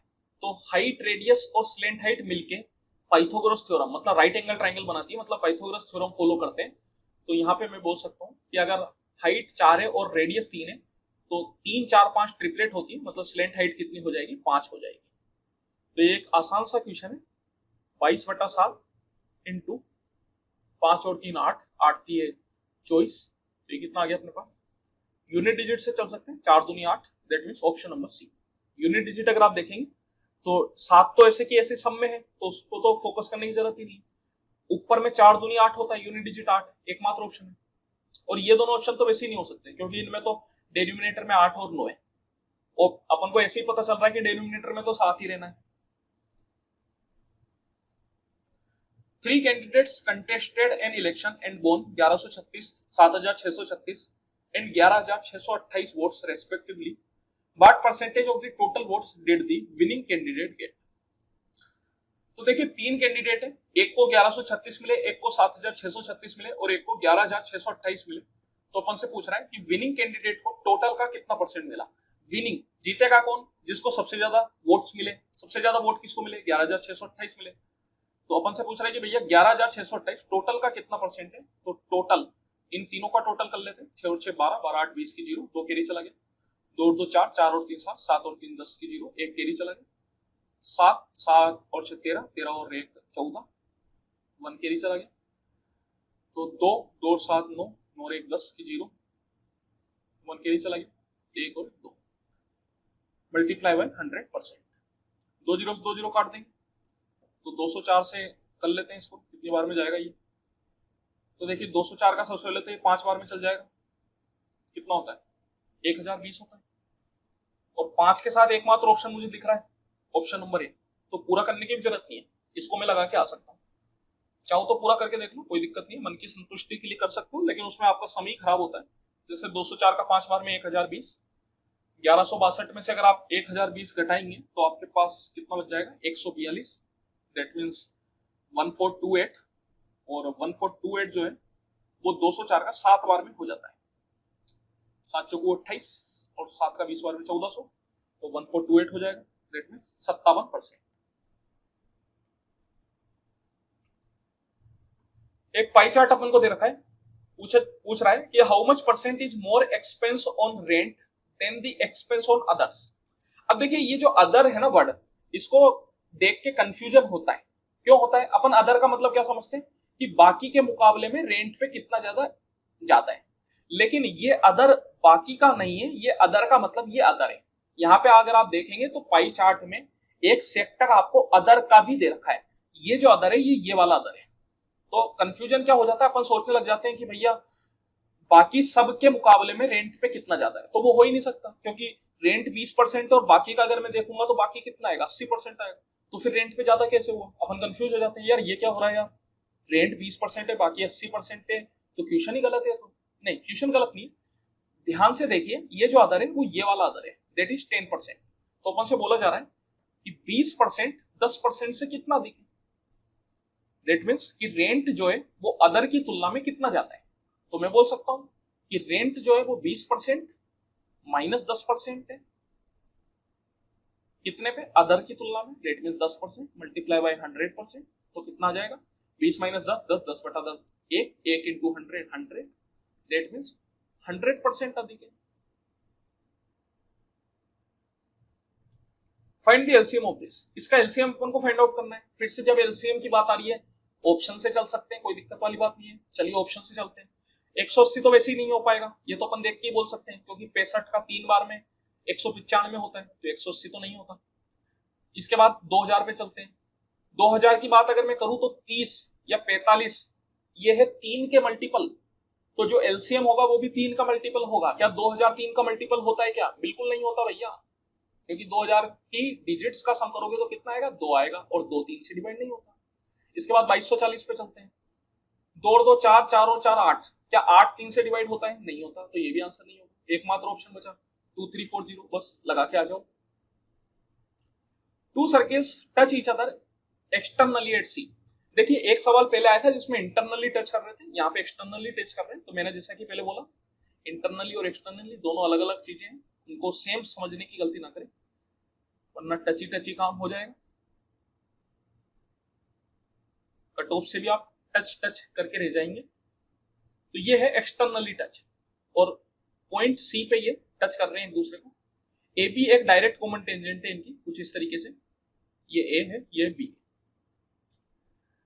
ए and B are point of contact and angle C A B, angle C A B जो है वो अपन को दे दिया कितना, 55 डिग्री। सी ए बी मतलब ये वाला एंगल। अपन से एंगल ए सी बी पूछ रहे हैं। ए सी बी, देखिए एंगल ए सी बी हमेशा फिक्स होता है जब कभी भी दो सर्किल एक दूसरे को टच करे, तो जो उनकी डायरेक्ट कॉमन टेंजेंट होती है वो उनके पॉइंट ऑफ कॉन्टेक्ट पे हमेशा 90 डिग्री का एंगल बनाती है। तो ये हमेशा फिक्स है, ये 90 डिग्री होता है। That means option number A. ACB अगर आपसे पूछा है तो आप डायरेक्ट बोल सकते हैं 90 डिग्री होगा। अगर ए बी सी पूछते तो फिर 90 माइनस 55 कर लेते। ठीक है, चलिए चलिए इसी के साथ समय समाप्ति की घोषणा। आई होप कि आपको मजा आया होगा। अगर वीडियो अच्छी लगी हो तो प्लीज लाइक करें, दोस्तों के साथ शेयर करें, चैनल पे नए तो सब्सक्राइब कर लीजिए। इसी तरह की और भी नई वीडियोस आती रहेगी। प्लेलिस्ट बहुत सारी है, अगर आप उनको देखेंगे तो प्रैक्टिस के लिए बहुत फायदेमंद आपको मिलेगा। क्योंकि सब कुछ यहाँ पे मैंने केवल प्रैक्टिस का डाला है, कोई मैंने फालतू बकवास नहीं करी, कोई किसी के बारे में बुराई नहीं करी, मेरे को कोई मतलब नहीं है। मैंने सिर्फ और सिर्फ प्रैक्टिस कराई है क्वेश्चंस की। इतने सारे क्वेश्चन मैंने प्रैक्टिस करा रखे हैं। सीजीएल 2023 के पूरे प्रीलिम्स के क्वेश्चन डाल रखे हैं, मेंस के पूरे डाल रखे हैं, 2022 के मेंस के डाल रखे हैं, सीपीओ के भी आपके भी पूरे होने वाले हैं 2023 के। इसके बाद बस एक पेपर और बचा है। इसके बाद सीपीओ का 2024 भी आ चुका है, तो वो भी अपन कुछ दिन में ले आएंगे। सीएचएसएल चल रहा है 2024, तो वो भी डाल देंगे। तो इस तरीके से चीजें आती रहेगी आपके लिए। बस आप चैनल पे सब्सक्राइब कीजिए, और वीडियो अच्छी लगती हो तो प्लीज लाइक कर दे करिए। लाइक करने से एक तो मोटिवेशन मिलता है और थोड़ी रीच मिल जाती है, तो चैनल जो है वो बढ़ने में थोड़ी हेल्प हो जाती है। अब देखिए, अगर कोई भी चीज ग्रो नहीं होगी तो फिर उस पर काम करने में मजा नहीं आएगा। इसलिए ग्रो करना बहुत जरूरी है। तो चीजें ग्रो होते रहे, इसलिए आपका लाइक और कमेंट करना बहुत जरूरी है। चलिए फिर मिलते हैं अगली वीडियो में, तब तक के लिए बहुत बहुत धन्यवाद।